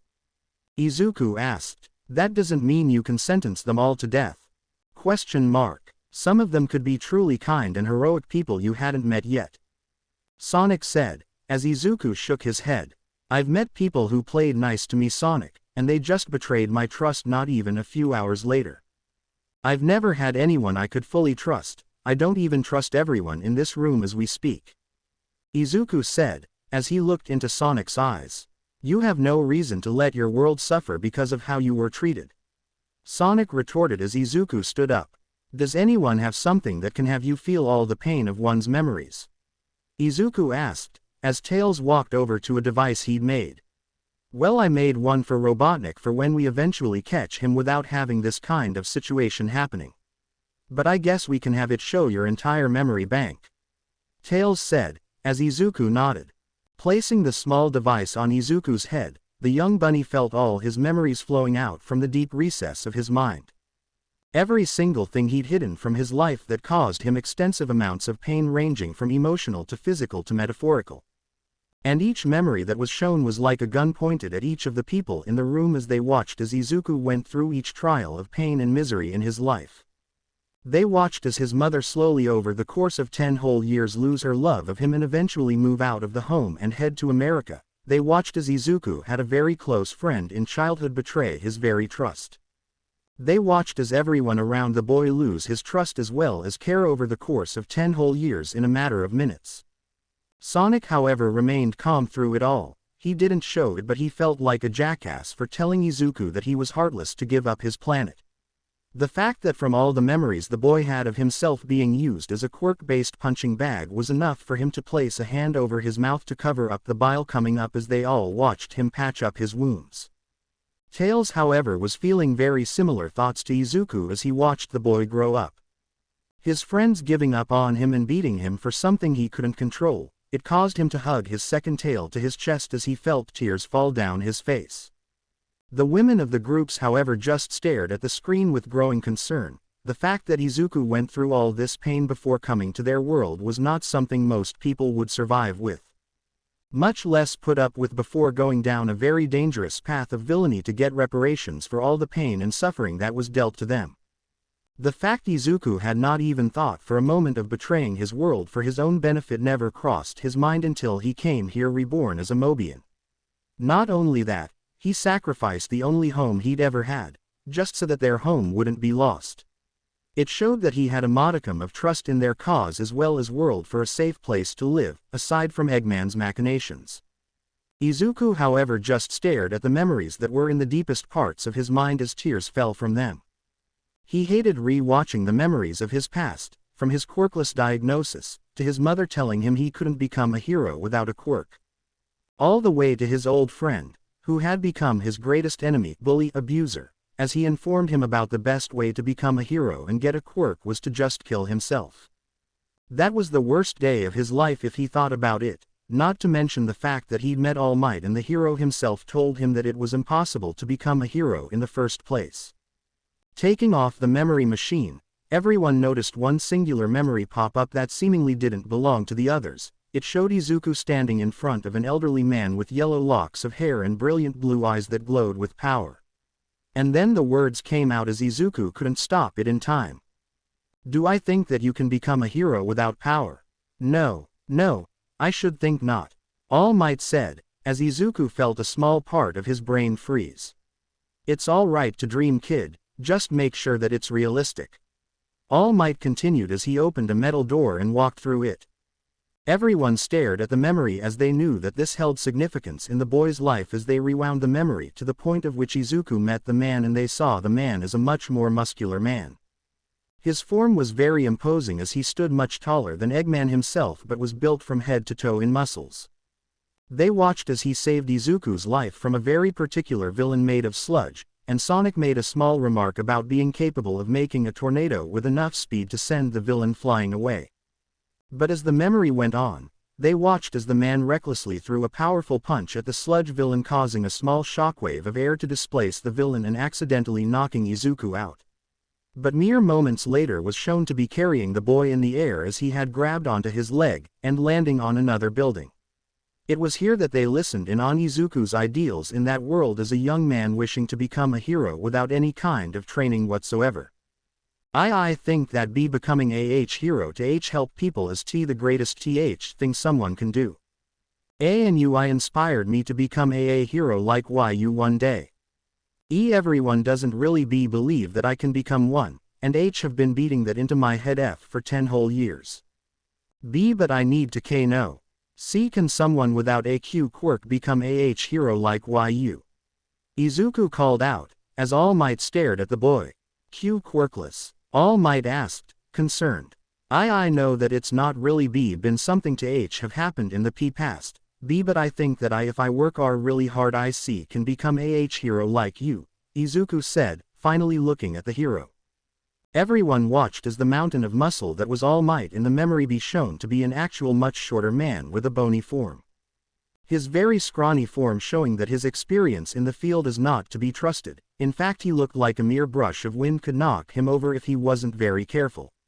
The man let out a bit of blood as he let out a deep huff of air as he tried to get some oxygen into his lungs, causing the memory of Izuku to scream in fear before pulling out a handkerchief out from his pocket. Thank you, young man. Cough. Cough. But I need you to promise me to never tell anyone about this form. Nobody can know that their symbol of peace looks like he's minutes away from death's door, no matter how true that statement really is. All Might said, with a cough. Sure thing. How did this happen? Izuku's memory self asked. I got this gnarly scar about 6 years ago to this very day. I fought a villain who could dish out a blow so horrifying that it took most of my stomach as well as a full lung and half of my respiratory system just to fix. All Might said, as Izuku showed his knowledge to the man. 6 years ago, it wasn't that fight with Toxic Sea Chainsaw, was it? Izuku asked in the memory. No, that man couldn't even lay a finger on me, he only got a few lucky hits in because of my injury. But no, he wasn't the villain who had done this to me. All Might said, letting his shirt fall down. If Toxic Sea Chainsaw didn't do that to you, who did?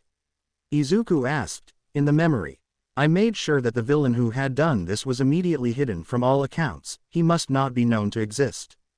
After all, I did kill the man with my bare hands. All Might said, as Izuku in the memory recoiled from the information. Everyone watching the memory looked on in horror as they looked at Izuku, who was looking far away from the situation at the moment. The boy looked like he had gone catatonic with how he was listening to this entire thing again. It really did hurt him to make him incapable of speaking at the moment. Rouge had walked over to the boy and sat next to him as she looked at the memory as it continued onward from the entire problems of the number 1 hero's destroyed form. Now to answer that question of yours. Do I think that someone without a quirk could become a hero? No, I should think not. There are many other ways of becoming a hero to someone else. You could become a doctor, firefighter, or even a police officer. The police get harassed because they put away the villains that we heroes capture, but they are the ones who actually put the villain behind bars. It's all right to dream, kid, just make sure that it's attainable.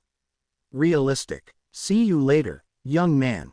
All Might spoke as Izuku and All Might in the memory faded. Looking back at Izuku, who looked to be outright crying over the memory again, Rouge decided to give the bunny a hug as he just stayed still. But eventually his eyes regained their color as he let out a massive wail of agony and mental anguish, hugging Rouge back, putting his face on her shoulder. She watched as the tears flowed from his eyes down her shoulder, letting out a sigh before wrapping the small shivering bunny with her wings as she walked away, able to pick him up with ease. The others looked at how skinny the boy really was as they could see some of his ribs from how skinny he looked, and one Rouge left the room with Izuku in her arms still crying. Sally and the others looked at one another before glaring at Sonic. You will be apologizing for your actions towards him. He clearly hadn't had a very good life before coming here. For God's sake, this was his first week living in our world, and he's not only helped us non-stop, but he assisted in saving the world, clearly all on his own. Sally said, as Amy and the others nodded. Hey, what are we going to do with him anyway? Question mark. He is going to need a place to live, Sonic said, as Sally smirked. Place him in the care of Vanilla and Cream. Since they are rabbit people, they can help him gain some muscle and other parts of what he really looks like. Amy said, as she and the others left the room. Wow, and here I thought I was the villain. To see that the boy had a villain even worse than I was. All I want is to help people adjust to live with technology and have a slight kink in turning animals into robots. Robotnik said, leaving the room, causing Tails and Sonic to gag. Chapter text. Rouge was pulling Izuku along as they walked through the main base of the Freedom Fighters. She had been listening to him sniffle to himself quietly as he silently cried, his wailing of sadness long over, but still tears fell from his eyes to the point she thought that he had the superpower of crying tremendously without losing water. She smiled down at him before rubbing the area between his ears on top of his head, before noticing something very weird about him. Whilst she rubbed his hair offhandedly, he leaned into her touch. It was almost as though, aside from the love he got from his own mother, he was extremely touch-starved when it came to others. She shook her head at that though. There was no way he wasn't in close proximity with women of his world, since he had a school, although now that she thought about that, most if not all of the people in his school were highly abusive towards him, emotionally and very physically. Sighing, she just helped him into her vehicle that she had bought with the money she had stolen from most people she came across. With him sitting in the passenger seat of the vehicle, she decided to bring the bunny boy over to someone she knew for a fact could get him back to what his memories portrayed him as before the whole superpower thing in his world became a thing. Vanilla the rabbit and Cream the bunny were just the people for her to bring Izuku to, since they both recently discovered the loss of Vanilla's husband and Cream's father, so having another male around the house was bound to get them something back in terms of their family. Shaking her head at the very lewd thought of Izuku getting in a relationship with Vanilla and becoming Cream's new father figure in her life, she drove off towards Night Carnival Zone. The place where all chows and the rabbits live in peace with the robots that patrol the area there. It had recently become Freedom Fighter territory since Sally and her allies had liberated the rabbits from taking care of all of Robotnik's little projects there. The drive was long-lasting for the two as Izuku kept his gaze outside of Rouge's vehicle. The bat focused her time on driving instead of talking, as she knew Izuku wasn't in a talkative mood at the moment since his life before Mobius had been revealed in such a half-baked kind of way. But about a few hours after being on the road, the two finally arrived at Night Carnival Zone, and drove through the dark streets of the zone looking for Vanilla's home within the place. Eventually, Rouge found the home and stopped her vehicle in the driveway of the house before getting out of the vehicle. Helping Izuku out of the vehicle since he had slept for a majority of the car ride there, they stumbled about before finally reaching the front door of the rabbit household and knocked on the door. Knock, knock. A hum from inside the house was heard between the two Mobians as they waited for the woman to arrive at the front door. And as soon as the door was opened, Izuku was gifted a sight that seemed very adorable for him as he stared at the two in front of himself. In Vanilla's arms, Cream was seen slowly falling asleep as she mumbled about wanting to stay awake to make some cake with her mother. Izuku smiled at the little girl in his still not fully awake stupor as Rouge spoke up for him and Vanilla, as the taller woman had noticed Izuku's features. "Hello Vanilla, nice to see you again," Rouge said, smirking. "Oh, good evening to you as well, Rouge. Is there anything I can do for you?" the tall rabbit asked. "I just need you to take care of the little greenie here. He just arrived on Mobius a few days ago, and he's gone through some rough things where he came here from. Is it all right if Greenie stays here with you and Cream until he gets his own home?" Rouge asked. "Oh, the boy could stay here as long as he'd like, just be sure to stay out of trouble, that is my only rule," Vanilla said, as Izuku felt something in his chest tighten. I can stay here. As long as I want?" Izuku asked, his quirkless mentality showing its colors again. "Of course, you may be a green bunny, but it's not something I've ever had to deal with alone before. I mean, just look at Cream here," Vanilla said, as she pulled Cream out of her arms. Mama, I want to go to bed," Cream complained softly. "Cream, we are getting a new resident. Say hello to, what's your name again?" Vanilla said, before questioning Izuku. Midoriya Izuku, ma'am. Izuku replied as the woman smiled. Don't call me ma'am, it makes me feel old. Just call me Vanilla, she said, as Izuku nodded. Midoriya, is that a name from another country? Cream asked, a little curious. Why yeah, I come from a planet where my people say our last and names first. Izuku said, as Cream smiled. Whilst Cream pulled Izuku inside the house, Vanilla stared at the two before looking back at Rouge. She saw the bat-like woman just watching Izuku play around with the sleepy Cream without any kind of knowledge of how to treat children, and he was doing it like a pro would. Rouge smiled at the information she'd been seeing before looking up at Vanilla with a grim expression catching the rabbit woman off guard. Rouge never gained a grim expression unless something bad had happened recently. Is there something you wish to tell me, Rouge? Vanilla questioned. Yeah, the boy, Izuku. He holds a lot of baggage under all his kindness. He wears his kindness like it's a mask covering the pain he holds underneath it. If he ever snaps at you or Cream, just don't hold it against him. He didn't get many outlets in dealing with his anger. Now that he's in our world, he will be getting plenty of chances to vent out his frustrations with his previous life. He was human before coming here, by the way, Rouge said, before turning to walk away. A human, you say? How did he become like my people then? Vanilla asked. Me and Knuckles believe it has something to do with the Chaos Emeralds or the Master Emerald. He was brought to our world for a reason, and I intend to make sure that he stays safe in this world far away from the machinations of Dr. Eggman. Only those of Sonic and his friends would know the pain of suffering that kid has gone through. Rouge said, preparing to leave. Rouge. Izuku's voice called out. Yeah, what's up? Rouge went to ask before she was interrupted with a hug from the Green Bunny. Thank you for doing this for me. I've never been given this amount of kindness before. Will I see you again? Izuku thanked before asking. Yeah, just make sure that you keep your eye on the news bunny boy. Rouge said, before beeping him on the cheek. Standing in the driveway of the rabbit household, Izuku just watched as Rouge got into her car and drove off to wherever she lived. He pulled a hand over to his face before placing a couple fingers on the spot where Rouge had beeped him on his cheek before his face suddenly erupted in a blushing mess as he heard Vanilla giggle. Turning to the woman, he saw that it was already too late as the rabbit woman had already taken multiple pictures of his face as well as reaction to being beeped by the lovable bat. He looked at Vanilla with a very concerned expression before Vanilla spoke to him again, garnering his full attention. I won't be showing it to anyone. Don't worry about the pictures. I only place them in picture books. Vanilla said, rubbing his head. Sorry, I just never had been beeped that way by a girl before. Izuku said, his cheeks blushing still. Don't worry, when we're done with you, you will be the one flirting with her. Vanilla said, with a very sly smirk on her face. I don't like her like that. I just met her like yesterday. Izuku replied in a tone that was filled with embarrassment.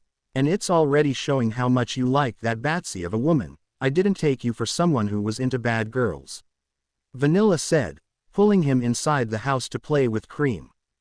Chapter text. Izuku went to bed inside of Vanilla's home on the couch. He had made it adamant that when the time comes, he will leave her home so that he could strike out on his own.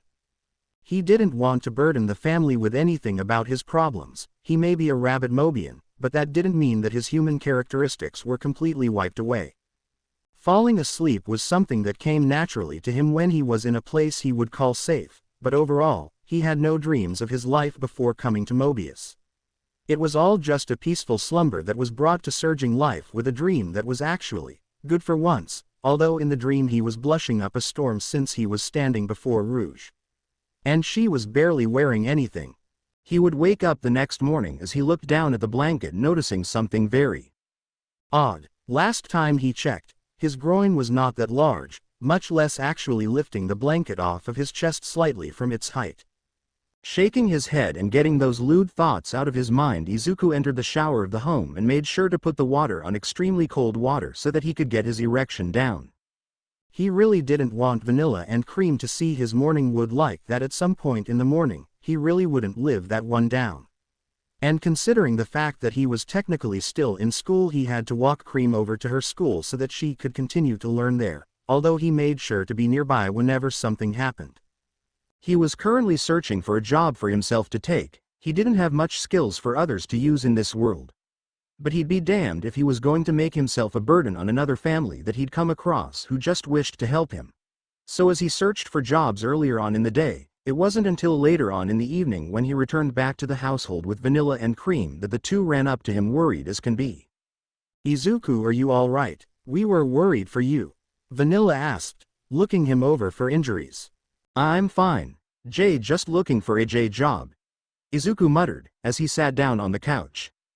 "Dear, you're too young to have a job," Vanilla said, as Izuku shook his head.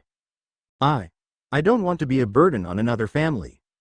I was already one for my real mom. I don't want to take your home for granted," Izuku replied as Vanilla's expression softened.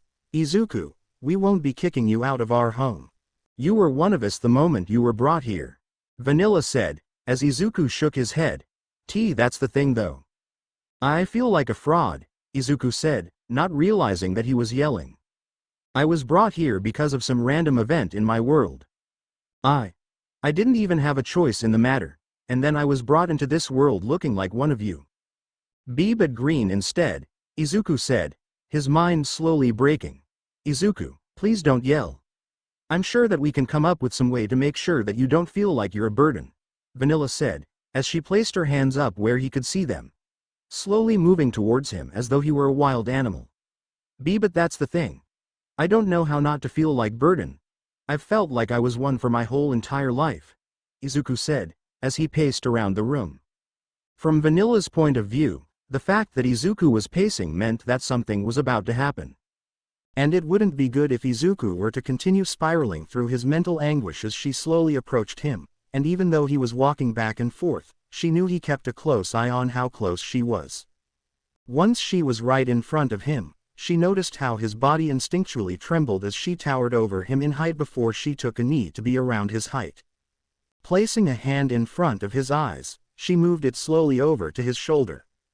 Watching as his eyes were very keen on watching the offending limb move towards it cautiously, as though she were about to hurt him. Seeing him acting in a way that was too cautious for someone of his age, Vanilla felt a tear fall down her face before she softly wrapped the arm around his body. Pulling the boy slowly into an embrace as she rubbed his back, Vanilla felt the boy stiffen under her hug and for a moment feared that he wouldn't take her loving embrace. But that was when he just fell to his own knees as he sobbed relentlessly in her hold, his entire form trembling as he sobbed. "I don't know what to do, I was told, for my entire life. That I was nothing but a useless waste of space. But here, I was just shown a kindness. I'd never thought I'd get from your people," Izuku sobbed. "Don't worry, Izuku. What you need right now is comfort. But after today, you will be coming with me to meet someone who can help you with your mental problems," Vanilla said, not really knowing the problems Izuku was suffering. Cream was feeling left out of this emotional moment as she ran towards the two and leapt into their embrace as well. For about 2 hours Izuku would continue to cry in their hugs before he slowly pulled away from the two of them, and he couldn't help but feel embarrassed for showing them a side that he never showed anyone. So as he stood up and stared into their eyes, he asked them both a question that he knew that they'd most certainly answer with kindness and compassion. "I know that I am not mentally okay, but that's fine, and I would like to ask you both if you could help me," Izuku said, looking into both Vanilla's and Cream's eyes. "Of course we would help you, Izuku. Isn't that what a family is meant to be?" Vanilla asked. "I don't know what a family is supposed to do. Mine never were around," Izuku said, shuffling his foot on the ground.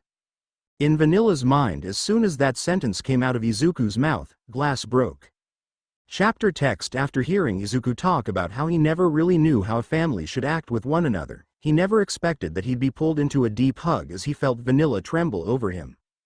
Having the older rabbit pull him into a hug was something he'd never prepared for, not to mention that the rabbit was very beautiful in his eyes as well caused him to lock up in place as he froze.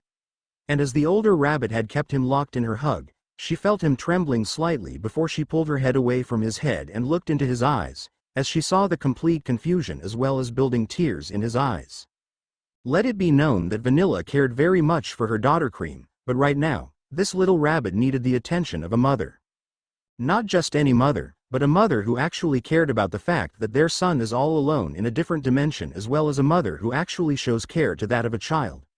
So as she pulled a palm over to his cheek, she watched as he watched the offending limb very closely before it was softly placed on his cheek, as his eyes immediately looked into her eyes.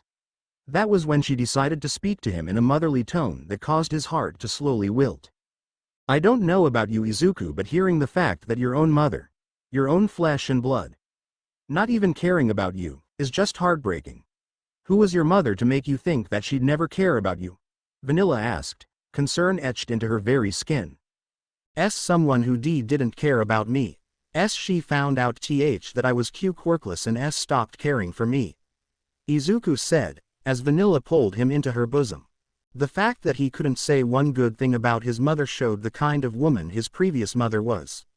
She was a very disgraceful and very neglectful person and shouldn't have ever been given the right to be called mom, but that was then and there was nothing Vanilla could do about it other than help bring this boy to his full potential. And as she stared into his large emerald eyes, she made that decision right then and there. Izuku, how would you like to be shown what a family should really look like? How they should act towards one another, how they talk to one another, how they need to be there for one another when they aren't feeling good, and other things that families do? Vanilla asked, as Izuku stood in her warm hold. I think that I'd like that, Izuku said, as his tears started to fall.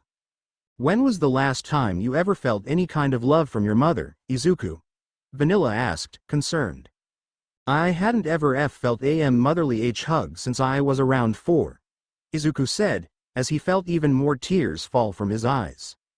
Because now that he thought about it, since he was 3 years old, since when has his mother even given him a hug? When had she even shown that she even cared about his safety whenever he came home with burns, scars as well as a broken leg or arm in the past? He had counted far too many times that the person who was supposed to be his mother, becoming more and more neglectful towards him since his quirkless diagnosis, even going as far as beating on him when he came home whenever the school told her about a bad grade. Unknown to Izuku in this moment, he was muttering all these things out under his breath as Vanilla held him in her arms. They had long since went from standing in the middle of the room to sitting on the couch as the older woman had pulled him into her side as she rubbed his hair. She was listening to him list things down at what his mother had done to him as they began to become overwhelmingly alarming to Vanilla. To hear that a mother, who was supposed to protect their child, beat on them after coming home for just a bad grade. That wasn't a mother, that was an abusive person who wanted power in their own little world. It wasn't much longer before Vanilla heard the telltale sniffles and sobs that came from Izuku's form as he began to cry even more about his situation. Not to mention the fact that Vanilla was showing more motherly traits that he'd never clearly seen from his mother, who was more of a neglectful, abusive parent than a loving and caring one. Vanilla then heard Izuku's answer to her earlier question as the boy looked up into her eyes as he looked incredibly small to her in that moment, like a little bunny rabbit after being born a few days prior. If I'm not much of a burden on your family, then I'd like to become a part of yours, Izuku said, as Vanilla smiled. Well then, let's get you registered tomorrow. I would like to have your last name changed to mine, that way you can forget that life you lived. Nobody should have to live their life through such pain and suffering only to be tossed aside as though you were nothing more than a toy for a child to play with, Vanilla said, as Izuku hugged her hip once more. After heading to bed that evening, Vanilla decided to call Sonic and friends.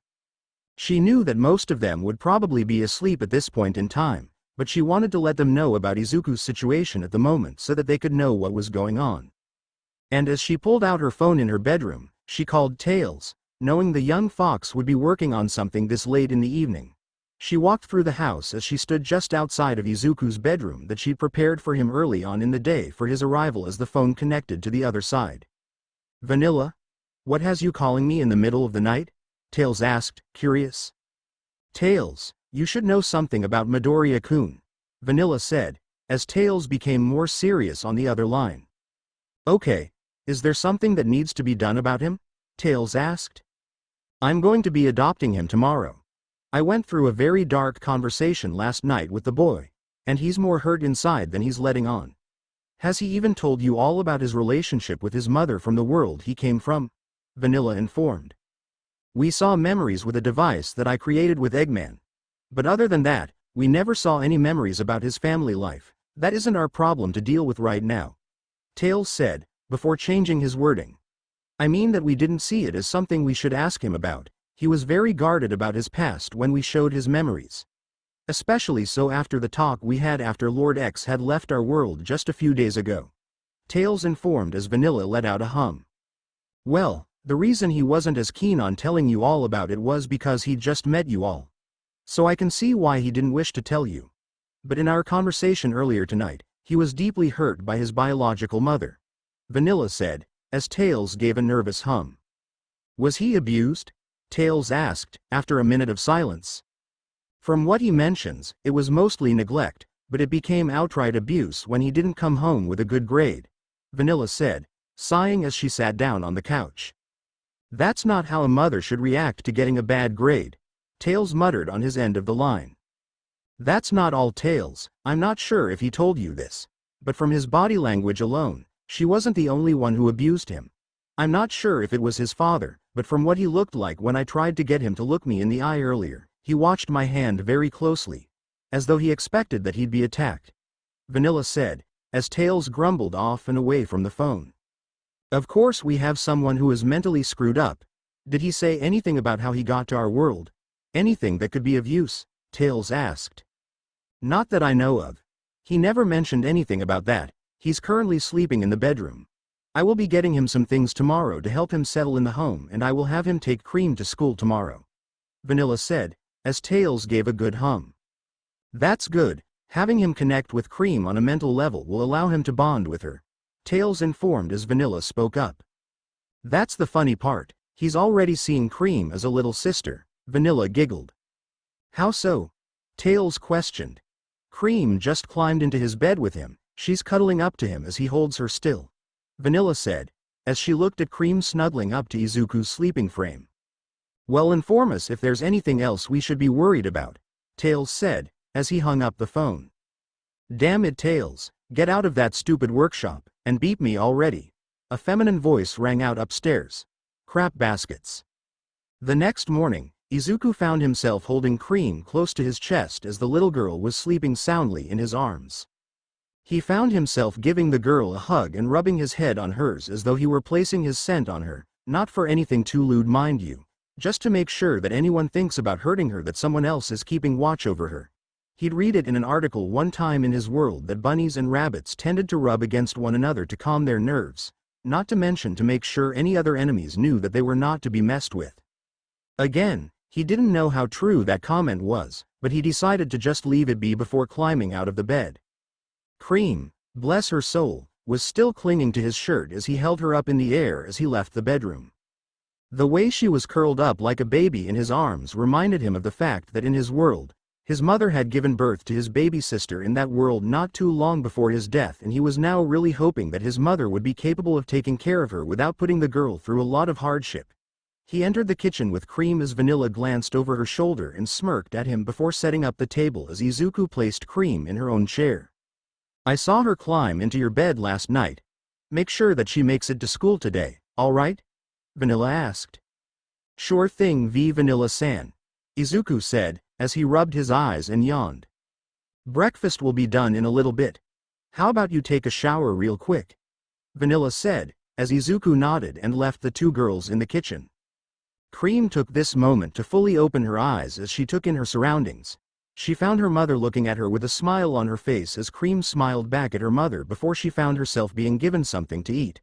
Once Izuku came back from his shower, Cream had noticed that he'd gone without his shirt this time as she watched him look around the room with a nervous expression on his face as Vanilla smiled.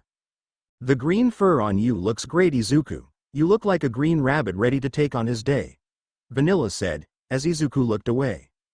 I feel a little embarrassed at how I don't really need to wear clothes in order to not be naked, Izuku said, as Vanilla chuckled. You don't need to conform to our rules in our world. You can wear clothes if you want. It's most of our species that doesn't even really wear clothing except for the males of our species, Vanilla explained as Izuku gave a nod. I've been thinking about living here. A and O order to settle down H here. I need to learn how to be one of you guys and make it a habit. Izuku said, as he looked at Vanilla. Izuku, you don't need to conform to our society's ways of living. Especially since most of us women wear clothes to feel mostly better about ourselves. I think Amy has some things to say about that department. Although, if anything, if you wish to try out our society's customs, I won't stop you. But if you feel too uncomfortable with it, you can tell me about it. Vanilla said, as Izuku gave a nod. As Vanilla gave him some food to start his day, he started to eat it softly before he fully began to eat as much as he could in quick succession. Vanilla did also take note that Izuku's body type was not nearly as built as Sonic and Tails, as she could just barely see the ribs on his chest before she wrote something else in her small notebook about things she picks up from Izuku's body language looks. Looking down at her list, she was becoming very wary about how many things were wrong with him, not to mention that she was planning on taking him to a local doctor in the town just to see how healthy he really is. She then counted the things she's seen him do that caused her to recognize the problems he was showing her. 1. Slight limp in left leg, probably leftover problems from being hurt badly. 2. Jitters whenever he is alone with others, trained into him. 3. Neglected behavior, isn't aware of most things that others do, sheltered mostly. 4. Glaring amount of wary behavior when in a safe area, trained into him, physically. 5. Remove the fur and there would be different scars and old wounds that were healed over, clear abuse from either peer or family. 6. Trust in authority figures, probably from a life of bullying, not much found on that. 7. Wary of his surroundings, as though waiting for something or someone to appear. 8. No regard for self-preservation, if what Tails and the others told me before he arrived is true. Looking at these notes, Vanilla felt a stray tear fall down her face as she heard Izuku and Cream leave through the front door. Once the door was clicked shut, she fell to her knees as she looked at the notes with something akin to pure hatred and fear. To see that she had to write this down meant that mentally he was very screwed up to the point that it would take for her to literally train those things out of him. Aside from the limp in his leg. From her mediocre knowledge about medicine, the fact that he still had a limp in his leg meant that it didn't heal correctly. She then decided to prepare his room with things that she could find in the garage with items she'd found inside that used to belong to her late husband. She stopped when she found an old wooden guitar that needed some new strings, and with Izuku and Cream gone, she left to get some new strings thinking that the boy would like it. It could be a showing that she really cares for him. She was only gone for a few hours as she grabbed another new guitar as well using some rings she'd found along the way so that the boy could use 2 different guitars in the event one broke. By the time Izuku had returned back from taking Cream to school, she heard him coming towards the bedroom that she was setting up entirely for him. Once he entered the room where she was setting up everything, she looked at him with a smile as she saw him eyeing the guitars in the corner of the room. He reached out for one of the guitars as he began to thrum his fingers along the chords before looking up at her, to which she nodded her head at him as she took a seat at a nearby chair. Vanilla watched as Izuku tuned the guitar until he got it to where he liked it. She watched as a ghost of a smile appeared on his face as he began to play a small melody in the moment before he began to sing softly, and she knew right then and there that he could become a very good singer. And he chose a good song, not that she'd heard it before, as he began with a small beginning few notes as he began to get further into it. It sounded a little wonky due to it being a guitar doing the beginning where she believed a piano would have better off here. Izuku stopped as he began to sing the second verse, and his strumming went from swift and precise to soft and low once again. Vanilla was sitting in front of him with awe written on her expression as she smiled at the boy. She knew that he had a good talent that he could use, and she was wanting to hear more about it. That was when Izuku began to sing the second verse of the song. Time stands still, beauty in all she is, I will be brave. I will not let anything take away what's standing in front of me. Every breath, every hour has come to this one step closer. I have died every day waiting for you, darling, don't be afraid. I have loved you for 1,000 years, loved you for 1,000 more. And all along I believed I would find you, time has brought your heart to me, I have loved you for 1,000 years. I'll love you for 1,000 more. Izuku stopped right there as he began to continue using the guitar to bring the part of the chorus to an end. He continued strumming the chords as he knew there was another part to the song left over, and the song he was singing was to his baby sister that was still in his old world, the one he gave up for this place. Vanilla noticed that the boy's eyes were now watering as he sniffled a little as he began the third and final part of the song, as she found herself kneeling in front of Izuku, a palm on his lap as she stared into his eyes, his heartbroken and hurt expression showing through in the song he was playing and singing at the moment. One step closer, one step closer, I have died every day. Waiting for you, darling, don't be afraid, I have loved you. For 1,000 years I'll love you for 1,000 more. And all along I believed I would find you, time has brought your heart to me, I have loved you for 1,000 years. I'll love you for 1,000 more. As Izuku continued to strum the chords, he started to slow down until he reached the end of the song before he did one last strum to end it off. Slowly putting the guitar to the side, he placed a hand over his mouth as he started to sob unintentionally as he began to think about his baby sister that he'd unintentionally left behind to be killed off. An innocent child that was left to Lord X's doing, whatever the deity was planning on doing to his home world. He was now seriously regretting having the deity take his planet and home for himself at this point as Vanilla pulled him into another hug, which he was now counting that this is around the 4th or 5th time he'd been hugged since he got here. That was a beautiful song. Where did you learn it? Vanilla asked, as Izuku looked away, tears still falling from his eyes. I'd learned how to use a guitar when I passed by a small musician store owned by a family called the Jiros. They taught me how to sing as well as play instruments. They were like the second family I wish I had, aside from you, of course. Izuku said, trying to not make the rabbit angry. Don't worry about me, Izuku, I know how you are feeling right now. But don't worry about that right at this point in time. I hope you're ready to become my child in all but blood, in the eyes of the law, mind you. Vanilla said, as Izuku nodded. Vanilla then pulled out a small folder that held an image of his bunny-eared form smiling at a nearby camera. How the woman got that, he had no clue, but he shook his head and saw the line at the bottom asking him for his signature to be officially named Izuku the Rabbit. And raising a hand, he slowly moved his hand over to the paper, and signed his first name on it as Vanilla had stopped him from writing his last name out of habit. There, you should play the instruments in the room for some time while I get this finalized. I think Cream would like to hear you sing sometime, though. Vanilla said, standing up, stretching and leaving the room with a smile on her face. Chapter text. Izuku sat inside the room that was given to him by Vanilla the Rabbit. She had been an overly caring person in his life that he just felt was far better than the mother who had literally birthed him into his old world, the world that he'd allowed Lord X to take over. He still had certain nightmares about the monstrous deity coming back to Mobius because of the fact that he'd become bored with Izuku's world, unaware of how much fun the deity was really having. Although Izuku kept his mind away from the deity that he'd just sicked onto his home planet, albeit very reluctantly, he focused his time on making sure that he was the perfect older brother to Cream. The small rabbit had taken to him being a new older sibling of hers like a fish to water. She had him playing with her for the next few days after he was adopted by Vanilla, and the two told the little girl about him being her new older brother. The fact that he was also a rabbit himself played even more into the fact that he was Vanilla's biological child, although from a green-furred individual who could be the father of him.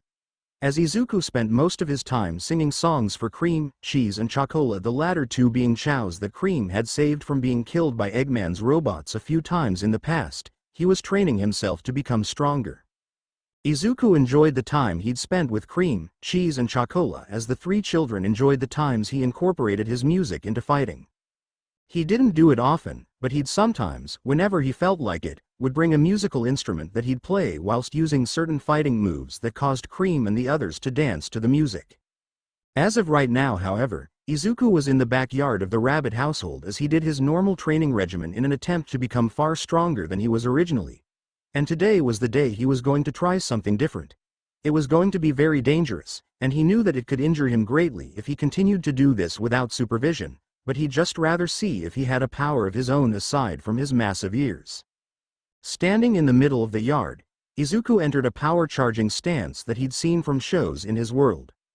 As he grits his teeth, He tried to feel out for something deep within him even though he felt as though he wouldn't be capable of feeling anything. He was completely and utterly blissfully unaware of the fact that green electricity began to scatter itself all around him. And that was what Vanilla exited the house to as she saw Izuku's entire body glowing as his eyes remained shut and his fists clenched as the green electricity sparked all around his body. She was about to ask him what was wrong, before she noticed the sky darken from the sheer electricity Izuku was emitting. And she began to rush towards him believing that something bad would happen to him, not even a few days after the first good thing to happen to him had happened in his life. Just as she was a few feet away from him, a lightning strike flew down from the sky and Vanilla felt the entire world begin to move in slow motion as she could barely move in this kind of speed. Without even being capable of reaching Izuku before the lightning strike, she could only watch in horror as Izuku's eyes opened up as they were glowing a toxic green as the lightning strike slammed right into his head from above. The ground cratered as it struck Izuku straight on top of his head, electrocuting him from the head down. As he let out a scream of what appeared to be pure pain and misery, Vanilla began to rush towards the crater before she found him screaming in ecstasy and pure happiness. She looked at Izuku with confusion as she watched him move his body parts at extremely high speeds, but small gusts of wind were blasted out each time. They weren't very powerful, but Vanilla felt her heart race as she walked up to Izuku with a very unhappy expression on her face. "Vanilla-san. I did it. I found my power," Izuku called out happily, as Vanilla stopped in front of him. "Izuku, I know that this is a big moment for you, but can you please inform me as to why you didn't tell me about this?" Vanilla asked, sternly. Sorry, I thought why you were too busy," Izuku said, shuffling his left foot on the ground. "Izuku, I'm not mad, I just want you to know that you can tell me how you are feeling in the moment. Now can you tell me why you thought you should do something as dangerous as you just did?" Vanilla questioned. "I felt a weird presence when Lord X took over my body for a moment when I sent him to my home world. It was as though he unlocked something that was forever hidden to my biology. It was something that I should have had when I lived on my world. A quirk," Izuku said, his face as ecstatic as it was elated. He moved his hands and ears around as green electricity moved about it, providing a good warmth to him. Vanilla moved her gloved hand in his direction as she merely had it held out in Izuku's eyesight as she let her palm get close to the sparks of electricity. As soon as she was close to the electricity herself, the sparks moved directly to her finger, providing a static shock to her as she yelped in surprise of the shock hitting her through the glove.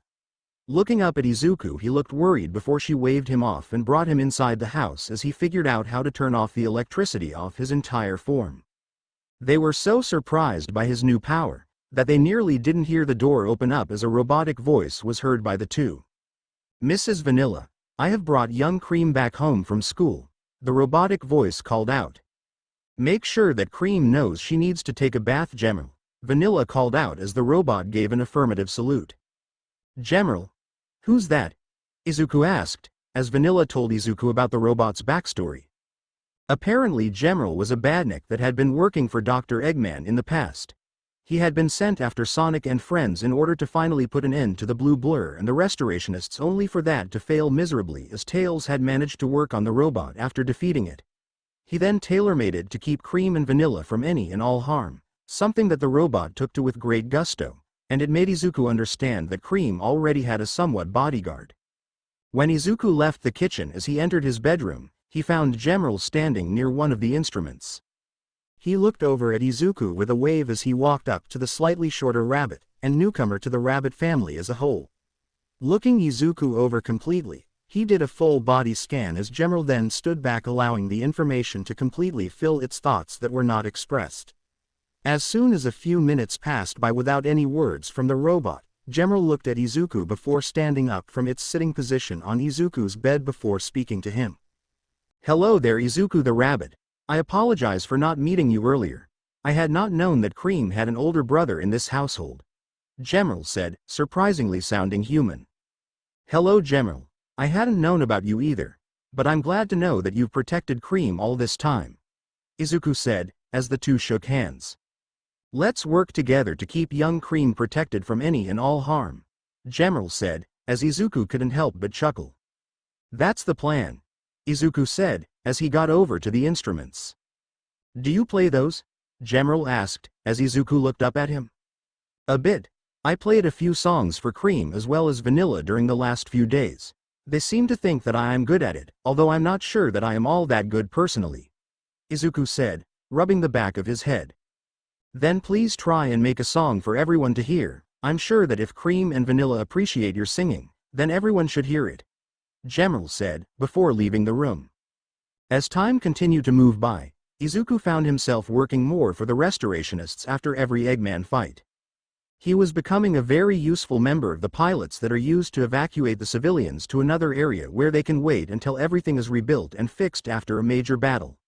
Eggman had gone missing for a while now, as no major attacks from him had come up, and Izuku was becoming slightly worried about what the man was up to, especially since nobody knows what he's up to most of the time.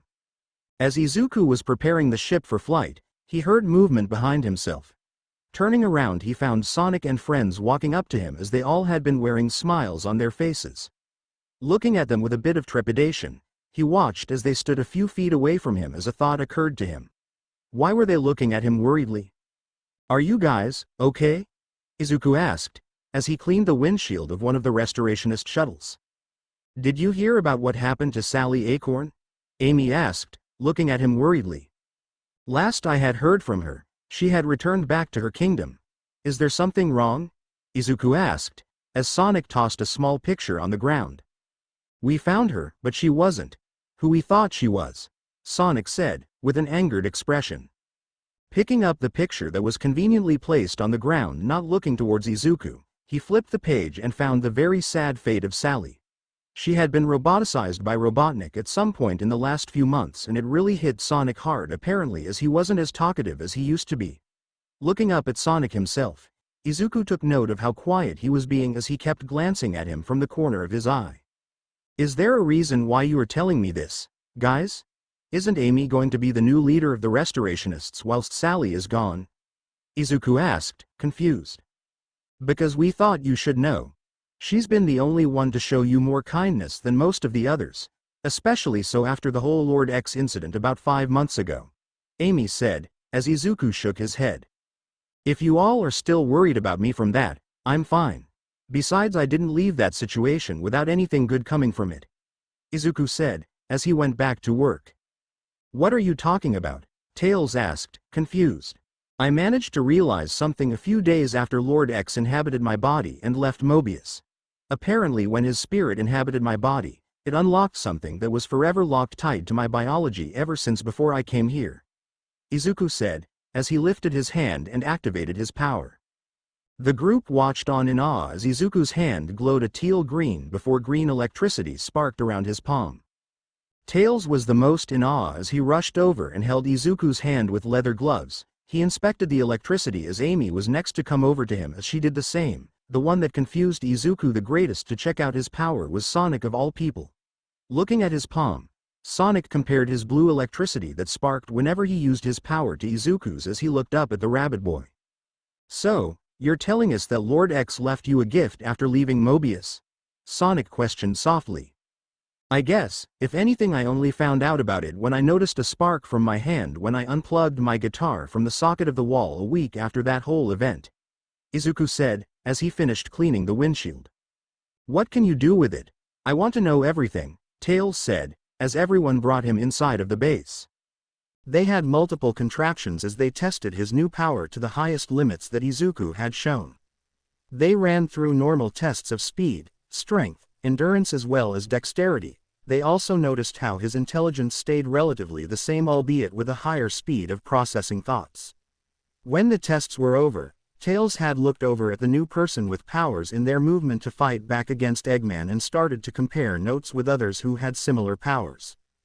"So you're saying that lightning of a storm had increased the effects of your electricity?" Tails asked, pulling out a note card. "Yeah, Vanilla noticed that whenever a storm was nearby, I was far more energetic, and whenever it was a clear day, I could just only run around for a few hours," Izuku said, as Tails recorded the information for later. "This is good. In the event that something bad happens, you could be someone who could help us fight Eggman if a stormy day happens," Tails surmised as he smiled at Izuku. "I'd rather stay as far away from fighting as possible for now. I'd rather stick to being a helping hand whenever possible," Izuku stated as Tails nodded. That's fine. Almost everyone in the Restorationist army are fighters, so having someone who prioritizes safety above all else is good," Amy stated as Izuku left the room. Once he was gone, the others took note of how lightning was not the only way Izuku could gain power. They had strapped batteries on his back, as they had soon found out that whatever energy he holds within his body could be used as a conductor to help recharge other things as well as move electricity into other objects. It was a surprise to be sure, but a very welcome one. On the other side of Mobius, within one of the secret labs of Dr. Evo, Eggman, Robotnik, the good doctor in question, was looking over his notes. The last few times he'd fought Sonic and the blasted rodent's friends, he'd lost each time. And he really wanted to get a win, and fast, so as he focused on his research to make the newest big threat, a portal appeared behind him as someone walked through. He wore some boots that had high heels on the bottom of his feet, a red overcoat that slightly looked like a maroon version of Eggman's overcoat. He also wore glasses on his duckbill that didn't really do much for his sight aside from making him appear smarter than he initially appeared to be. He walked into the room as he shook his head and a bit of snow from his ears as he entered the room. Eggman took notice of him from the corner of his eye before focusing on the task of creating a device that could turn whatever he wanted into robots just from a mere touch. He looked at the latest test subject, a mere plant that had a drop of the weird silver-looking goop land on a petal. And as it slowly transformed into that of a robotic flower, the inner part of it had been red in color, as Eggman chuckled to himself as he made certain modifications to the virus, as he called it. "Dr. Starline, do you know about where Rough and Tumble are?" Eggman asked, keeping an eye on his research. "They are in prison at the moment, good doctor. Anything you need me to do?" the platypus questioned with a smirk. "I need you to break them out, and you can fight Sonic. You will need some experience in fighting the blasted hedgehog yourself if you are to become my successor," Eggman said, as he focused back on his work. "Your word is my command. I will be back in a few days, good doctor," Starline said, leaving through a portal. Back with Eggman, the scientist was working on a small device through a hologram as he worked hard to make it near undefeatable. He couldn't help the smirk as he saw the initial look of his face on the virus itself, as he couldn't help an evil laugh make its way out of his mouth. Ho! Ho! Ho! I can't wait to see what Sonic tries against this new plan of mine. After all, it will leave him looking like one of my devices. Be prepared, Mobius, if I can't have you. Nobody will," Eggman said, as he let out an evil laugh fit for someone as evil as him. Ho! Ho! Ho! Ho! Ho! Ho! Chapter text: A few weeks have passed since Starline had left the Eggman base in his secret location. Eggman was working especially hard to complete his research on his newest project, the metal virus, his magnum opus for this point in time. He couldn't wait to see what would happen when introduced to actual live experiments, and he had already tested it on inorganic life forms such as plants from multiple locations around the globe. And it worked in different ways. Either it spread extremely fast, or it worked at a dreadfully slow pace that made Eggman attempt to adjust the virus to make sure that it could spread very quickly. He was in the middle of a live test on an organic life form within Mobius as he was checking how it would react to a life form from the planet itself. And the results were conclusive as he watched as one of the chippies he'd collected from the nearby forest from his base and dumped his metal virus liquid on it, bathing it in the liquid. Almost immediately the animal had become a robotic zombie that didn't follow any commands at the moment, but it was a resounding success at how fast it acted with the animal, and Eggman moved on to another test. Seeing how long it would take for it to spread the virus towards other organic lifeforms within the same test tube, and he managed to get another animal touched by the robotic zombie and isolated in another area. For a few hours the metal virus took hold on the animal as its body fought against the virus as long as it could. But eventually, by the 4th hour of fighting, the body couldn't hold it off anymore and the animal became a robotic zombie, and Eggman was very thrilled with this kind of information that he moved on to another test. Seeing how fast the spread of the virus could be if he allowed it to be with the other animals in the test tube from prolonged interactions with the infected individuals. And he could only laugh in hysterics as he watched the 2 robot zombies continue to poke and prod the other animals as they screamed for help as their bodies slowly became robotic zombies. But there was something odd about the last organic life form that Eggman noticed. Unlike how he originally planned for the virus to spread the infection through a mere touch, the last animal was running around the test tube as though they were very fearful of these robots. That was until he watched the robots tear the animal limb from limb and begin eating its entrails without mercy for killing it, something that very disturbed the scientist as he stared in morbid fascination. This was a major setback, as he'd never stated that he wanted to kill all organic lifeforms on the planet, just turn them into robots so that he could terraform the planet into his own image. He set another organic lifeform inside to see if they would continue this kind of action towards another. And like clockwork, the trio of roboticized zombies had walked over to the animal as it looked at them in confusion before they gained weird expression on their faces and became very feral towards the new lifeform introduced to them, tearing it limb from limb whilst also not spreading the disease over to them in a way that would give him the idea that he could spread the metal virus to those who couldn't fight against Sonic and his friends. Although this gave the man a characteristically sadistic smile on his face as he immediately looked at his new pets, as they looked at him through the test tube that was highly protected from being broken. It's only a matter of time before I fix this minor setback within the metal virus. But this actually might be the only way for me to get rid of Sonic forever, although I will miss the hedgehog for destroying my plans of world domination, it will be worth it. Eggman giggled before cackling. Ho! Ho! Ho! Ho! Ho! Ho! Ho! Over in Westside Forest Mobotropolis, Izuku had left the cottage that Vanilla had moved to after the whole event back in Central City. With Izuku needing to learn how to utilize his newfound power in secret without anyone finding out about it anytime soon, they had him training in the forest near Mobotropolis in a way so that he could do it in peace. The young rabbit was now looking far better in terms of his mannerisms as well as conversing quite soundly with Gemerl, who was talking about the many ways to protect Cream from any and all harm that Eggman could do to them. They were walking through the forest and towards Mobotropolis so that they could get some groceries for Vanilla as she needed some food supplies to make dinner for the next few weeks if they were going to stay in the forest for much longer. The two were entering the city and entering a small convenience store that Vanilla frequented a lot over the last few times she'd come to the city herself to check the place out on her own. Izuku and Gemerl managed to collect everything they could for the next few days for Vanilla to cook before they heard the sound of something flying high above the city. Looking at the sky, the two noticed an Eggman-shaped ship that was only consisting of the evil doctor's face as its mouth opened up and a weird silver liquid had come out falling towards the city. Gemerl, is that supposed to happen? Izuku asked, as Gemerl immediately locked into place causing the rabbit to look at him. Are you okay, Gemerl? Izuku asked, waving a giant gloved hand in front of the robot's eyes. Danger imminent to Cream the rabbit. We must return to the house and evacuate everyone from the home, Gemerl said, as he rushed towards the forest. Hey! Wait up! Izuku called out to Gemerl as the two ran into the forest. In their rush to get into the forest, they had forgotten to see what was happening in the city behind them. As they disappeared in the forest, the civilians looked at the weird silver liquid as it landed on some of them, turning them into roboticized zombies almost immediately who attacked anyone they set their eyes on. Most of the Mobians and humans who were around had been attacked almost as fast as the liquid had roboticized the civilians, with most of them being infected with the liquid as it spread from person to person. It eventually got to the point that there was enough roboticized zombies that they began to search for anyone who wasn't infected and kill them on sight. With Izuku and Gemerl, they had arrived at the cottage as they had kicked the door down.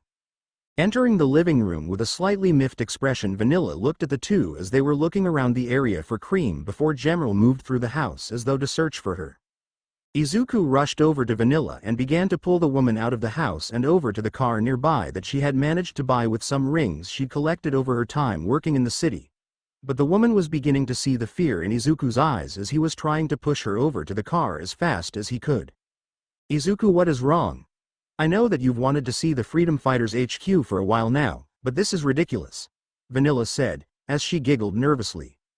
Now isn't the time, Vanilla-san. We need to get out of here, Eggman's attacking the city. A weird liquid came out of that giant face in the sky, and I really don't think it's a safe kind of liquid, Izuku said, as Vanilla nodded, becoming serious. Gemerl had ran out of the house as he scanned the forest nearby as he searched for Cream's signature before realizing the other place they were supposed to be going to whilst in the city. The kindergarten where Cream would most definitely be waiting for the two of them as he looked at Izuku. Do you think you can run to the kindergarten to collect Lady Cream from school? She was in the city still, Gemerl said, as Izuku immediately nodded and rushed off. Lady Vanilla, We need to leave the city. I have scanned signs of a virus attacking the populace and I find it to be very dangerous to keep you within the city, General said, as the woman nodded. Will we be able to meet Izuku and Cream back over at the HQ? Vanilla asked, extremely worried. I surmise that Izuku has a 95% chance of getting Cream and leaving the city without getting infected, General said, as Vanilla nodded and drove off. As Izuku ran through the streets, he found scenes that were horrifying in his eyes. The Mobians and humans who were transformed into weird-looking red-eyed monsters had been sleek-looking in appearance, but they also had a robotic movement about their steps. Moving through the back streets as well as alleys making his way to Cream's school, he had finally arrived at the school in question as he saw multiple people running around the place. Children of all ages, of all grades were running from those who were roboticized in some kind of way with tears flowing from their eyes as they screamed for their parents. He managed to get a metal bat as he started to fight the infected as much as he could, allowing the children to escape into the school as they headed to their classrooms. Rushing through the halls, he tossed roboticized enemies around before continuing further as he searched for Cream. Eventually he found the little rabbit with her chows and threw the baseball bat into the 4 roboticized zombies, knocking them to the ground as she opened her eyes and finding Izuku standing there. Running over to him with her chows not far behind, Izuku picked all 3 up into his arms and rushed out of the school. Cream was also asking if he was going to help all the others in escaping. As he stared at her before looking at the halls, Izuku sighed and rushed over to the principal's office for the intercom system. Turning it on, he took a massive breath as he spoke onto it, his social anxiety becoming a major problem in the moment. Everyone within Mobigarden, I need you all to remain as calm as you can. Make sure that you can exit the school in a calm but swift fashion. I am Cream's older brother and a part of the Freedom Fighters. And I need you all to come to the buses with someone who can drive one themselves, and make sure that you are not seen. I hope you all are safe right now, but you all need to be brave in these moments of strife, Izuku said, without a single stutter. Thank you for helping others, Izuku, Cream said, with a smile. We're not finished with evacuating from the city. We need to get to Restoration HQ. It's something I need to see myself so that I can see what I can do to help them, Izuku said, as he picked Cream up and rushed out through the halls. As the small group moved through the halls silently, they came across different groups of the roboticized zombies as they stayed quiet. Cream was something that gave him courage as he used their robotic movements against them as he created a sound on the other side of the hallway by throwing an item across the place. And within seconds the robotic monstrosities had rushed off to see who was in that direction, and by the time they reached the buses outside, he found a lot of children hiding under the bus. As he quietly called out to them, they pulled out from hiding under the bus, and Izuku asked for a head count of them all.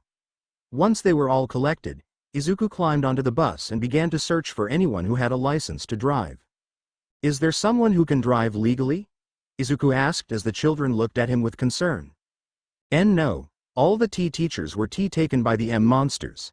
The children called out scared. Darn it. Oh okay, I will need you all to buckle tight, I'm going to drive it for us, Izuku said, gulping slightly.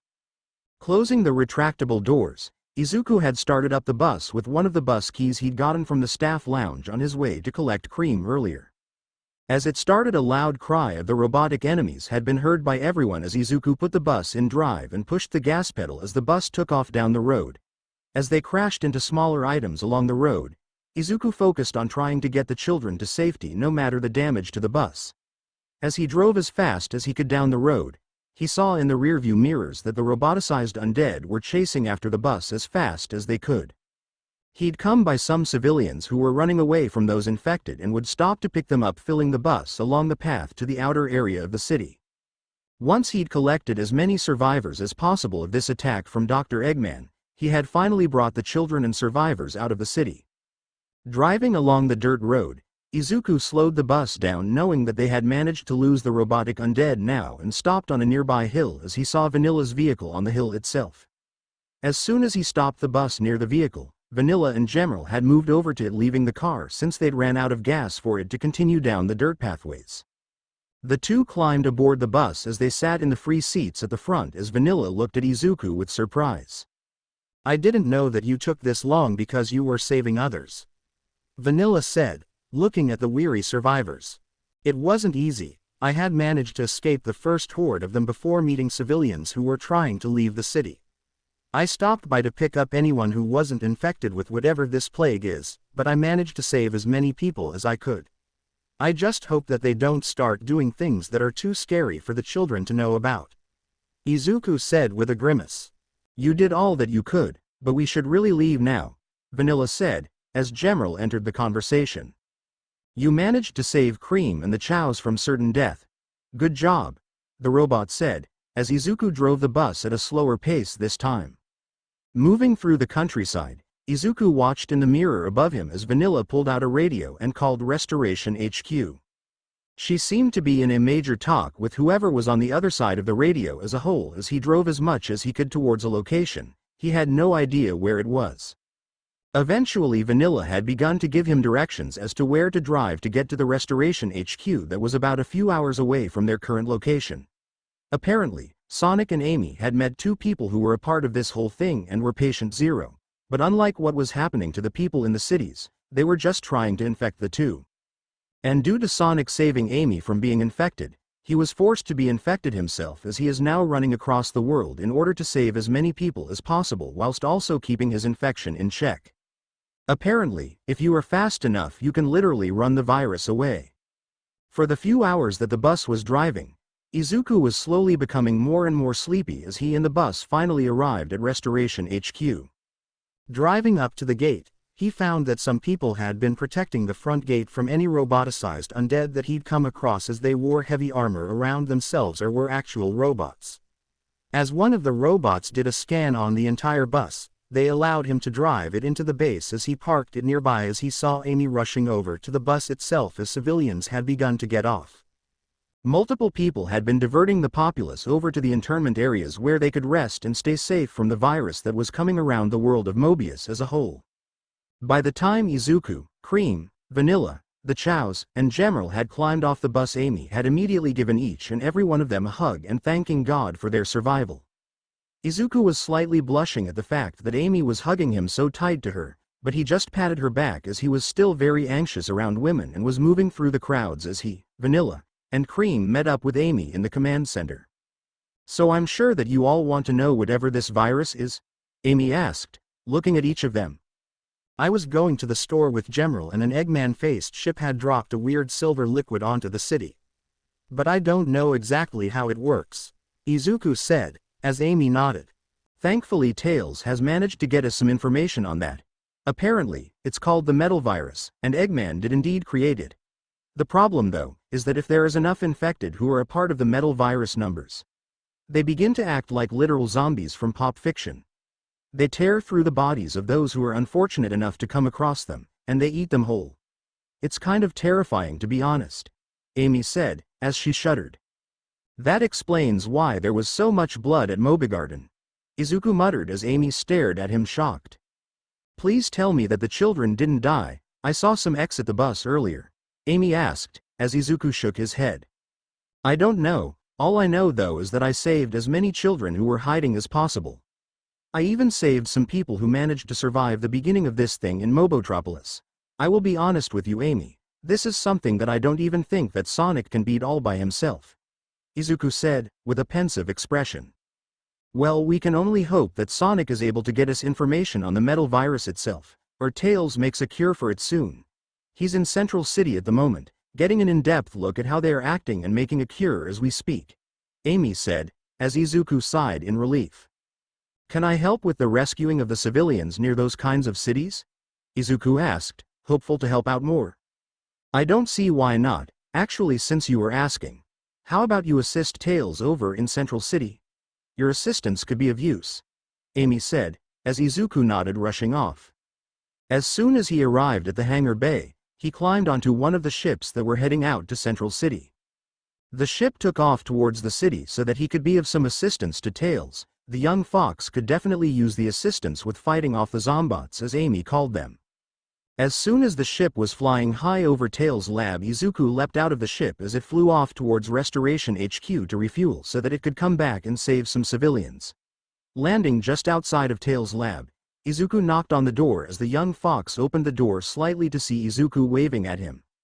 Allowing Izuku inside, The fox focused all his time on creating the vaccine for the metal virus whilst Izuku made sure that Tails wasn't inhibited from being interrupted.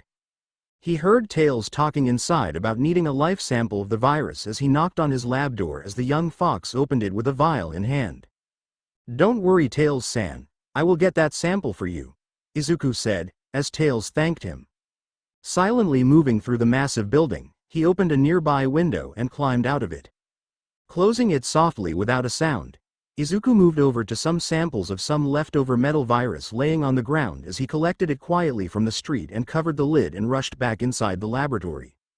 Knocking on the door again, he gave the vial over to Tails as the fox got right to work on how to re-engineer the virus and transform it into a cure based on the data that Sonic was providing. Just as Tails began to upload the information over to Restoration HQ, the internet for the building went out and Tails went to pull out the hard files from his computer, just as Izuku was launched through the metal door to his hidden computer. Looking at the rabbit, Izuku had some blood falling down his head as he'd smacked his head on the corner of the counter as Tails pulled him into the area where his ship was located. Luckily that didn't make him drop the files as he'd placed it on Izuku's stomach as he pulled the boy behind the shutters for his ship, Mecha. Breaking through his lab, he tossed the few infected around as they rushed over to the escape route over where Whisper and Tangle were last located within Central City. The two had made it near the escape shuttle that was set to head out for Restoration HQ when Izuku had placed the files in Tails' hand, who looked at him with shock. "Get out of here.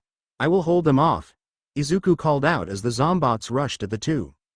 Without a second word, Tails took off into the sky as Izuku jumped from the plane that Tails had built for being a mecha and onto the side of a nearby building. Looking at all the Zombots nearby, Izuku jumped to another building as the Zombots followed after him. Tails and the others screamed out for him as he rushed through the streets with millions of Zombots running after him, their faces in snarls as drool came out of their mouths as well. Turning around a corner, Izuku came across another group of Zombots, although they were a much smaller group of them, and Izuku looked to the sky and found the shuttle where Amy and the others were located. He smiled at it as he saw a glimpse of Cream staring down from the ship at him as the Zombots came at him from both sides. "I guess this is the time to test out my powers over electricity," Izuku mumbled as his body began to emit an emerald glow. "You have managed to destroy most of the world, Eggman, but you will not take away our hope," Izuku called out, as lightning struck where he was, clearing the entire waves of Zombots that had surrounded him on all sides. And from the shuttle, they couldn't see Izuku anymore from where he was located down on the streets. Cream let out an agonizing scream of anguish as she tried to rush out of the shuttle to go find Izuku as the boy's form was no longer shown in the streets below. Chapter text: A large lightning bolt had struck Izuku in the middle of the entire horde of Zombots, and as the entire bolt had struck where he stood, he used the lighting of the strike to escape into a nearby manhole. Crawling across the ground under the roads of Central City, Izuku rolls over on his back as he breaths heavily from the effort used to make sure that he bought enough time for the main freedom fighter's ship to head off. As he slowly lost consciousness, time passed by for a few hours as he suddenly awoke to the sounds of the manhole above him breaking apart. Looking up at the manhole, he found someone who had been trying to hide in the sewers. Taking in a brief glance at who was entering the sewer, Izuku found it was one of the surviving civilians who had been sought shelter in the sewer system of the once great city. They took note of Izuku's injured state as they approached as they pulled out some bandages and began to help him heal from the injuries as they moved away from him, hoping beyond anything that he wasn't infected. And as Izuku moved himself against the wall of the sewer before the young man glanced over at the civilian who was staring at him with some slight fear in their eyes. "I'm not infected. Jay just injured from using a powerful strike. What happened whilst I was unconscious?" Izuku asked, as the civilian stared at him in fear still. "Is there something wrong?" Izuku asked, as they pointed behind him. Turning to see what was behind himself, he found hundreds of very hungry Zombots rushing towards him and the civilian. Pointing upwards, they rush up the ladder in an attempt to escape the Zombot undead, and smashing the manhole off the ground. The civilian had fled from the area as Izuku climbed out of the sewer. Looking around the known area, Izuku ran off as fast as he could in a way to search for the rest of the restorationists who had left Central City.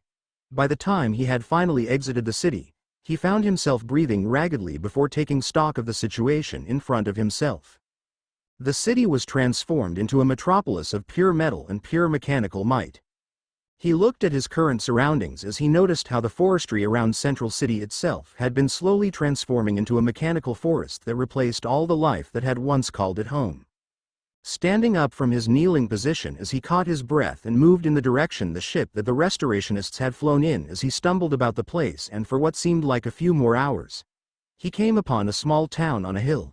It just so happened to be the town that he saw a massive ship located at and he made to move through the forest. He was slowly moving without rest. By the time he had entered the town, he saw two people fighting against the zombots and immediately rushed to assist them as hard as he could to prevent their demise. As soon as he landed on a nearby building, he overheard the sound of talks between Sonic and a lemur-looking woman. She was looking happy as she fought the zombots as Sonic began to show some happiness as well.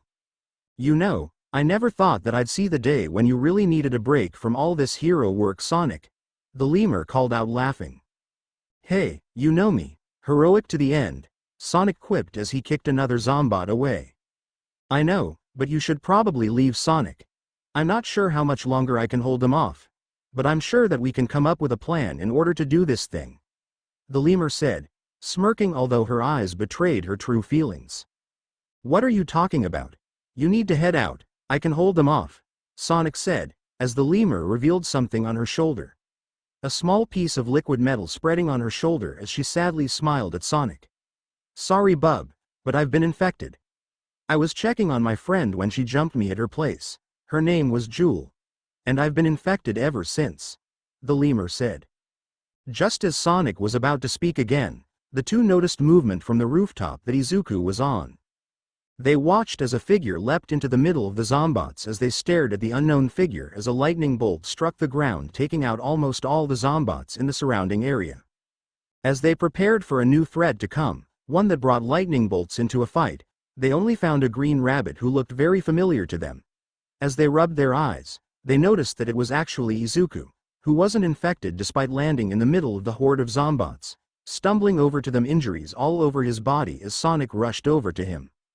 "Hey, are you all right, kid?" Sonic asked, reaching out to help him before pulling a hand back in fear. "I'm fine. Just need a breather," Izuku said, raggedly breathing. "You look as though you've seen some stuff. What happened? Where did that lightning bolt come from?" the lemur asked, curiously. "I can generate electricity, but it really hurts when I allow it to hit myself, even though I don't know if I can master it enough to not hurt myself," Izuku panted, before stumbling over near the two. Sonic reached over to his communicator on his ear as he heard Amy calling out to him. "Sonic, we got all the civilians that we could find in the town. We are preparing to leave the town. By the way, where did that lightning bolt come from?" Amy called out. "Amy, you might want to have Cream come out here," Sonic said, as he heard Cream enter the comms. "What are you talking about, Mr. Sonic?" Cream asked, as Sonic spoke again. "You might want to hear it from the guy who helped buy us enough time to prepare to leave on time," Sonic said, holding out his communicator. "Mr. Sonic, what are you talking about?" Cream asked, bewildered. Hey, Cream." Izuku panted even more, eyes half-lidded. "Big brother," Cream screamed out, as Izuku heard a crashing sound. As he stared at the communicator in confusion, he heard the sound of something flapping, and as he looked up in the air, he found Cream staring at him with tears in her eyes as she dropped from the sky towards him. Her arms became outstretched as she landed on the ground near him as she rushed up to him and gave a very large hug before she began to cry into his chest as Izuku was knocked off his feet as they fell on the ground together. Cream wailed in happiness as she hugged Izuku as tight as she could before General had arrived in front of them as he spoke in Cream's place. "We had thought you died. Your life signature had disappeared from Central City when that lightning bolt had struck your position," General said, as Izuku glanced at the robot. "I found a manhole. Hid down there for a few hours until a random civilian helped cover my wounds with some bandages," Izuku said, as General picked the two up. "Lady Tangle, you appear to have reached 35% infection. We should remove the uninfected out of the area," General spoke as he turned to fly away. "Sorry, Sonic, but you can leave me here. I will hold them off," she said, with a sad smile. "You keep yourself safe until the end, Tangle," Sonic said, before rushing off. "Tell Whisper that I'm sorry," she called out, as a new horde of zombots came at her from all angles.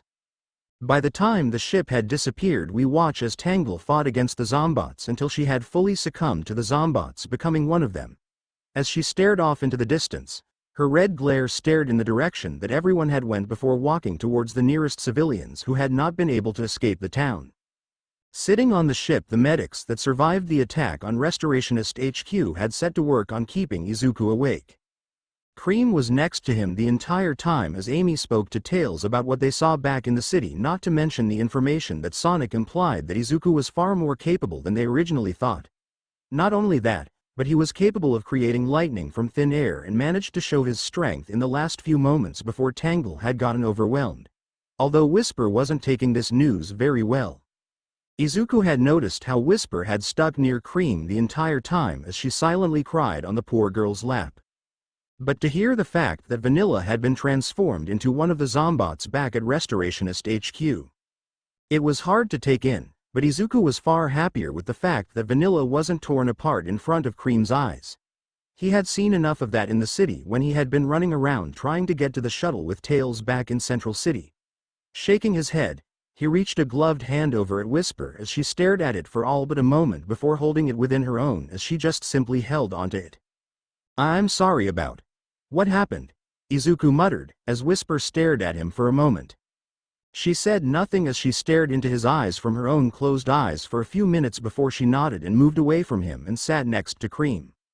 For a while nothing was said between the three as they all found themselves landing near another safe zone that the zombots hadn't taken over as of that moment. As they tried to come up with a new plan of action, they all were listening to any and all plans that Eggman and the others had thought up. And outside, Izuku sat on a bench as he still was recovering from the whole lightning strike alone. Although it wasn't as alone as he thought, since he could see Whisper nearby holding a scoped weapon at Eggman through the window. He prepared to stand up to stop Whisper from killing the man who could help them save Mobius from being taken over by zombots, when Cream stood in front of the scope. Izuku was slowly becoming scared for her when Whisper lowered her weapon as she stared at Cream, an unknown conversation between the two silent to even his ears before they settled it as tears fell from Whisper's eyes once more.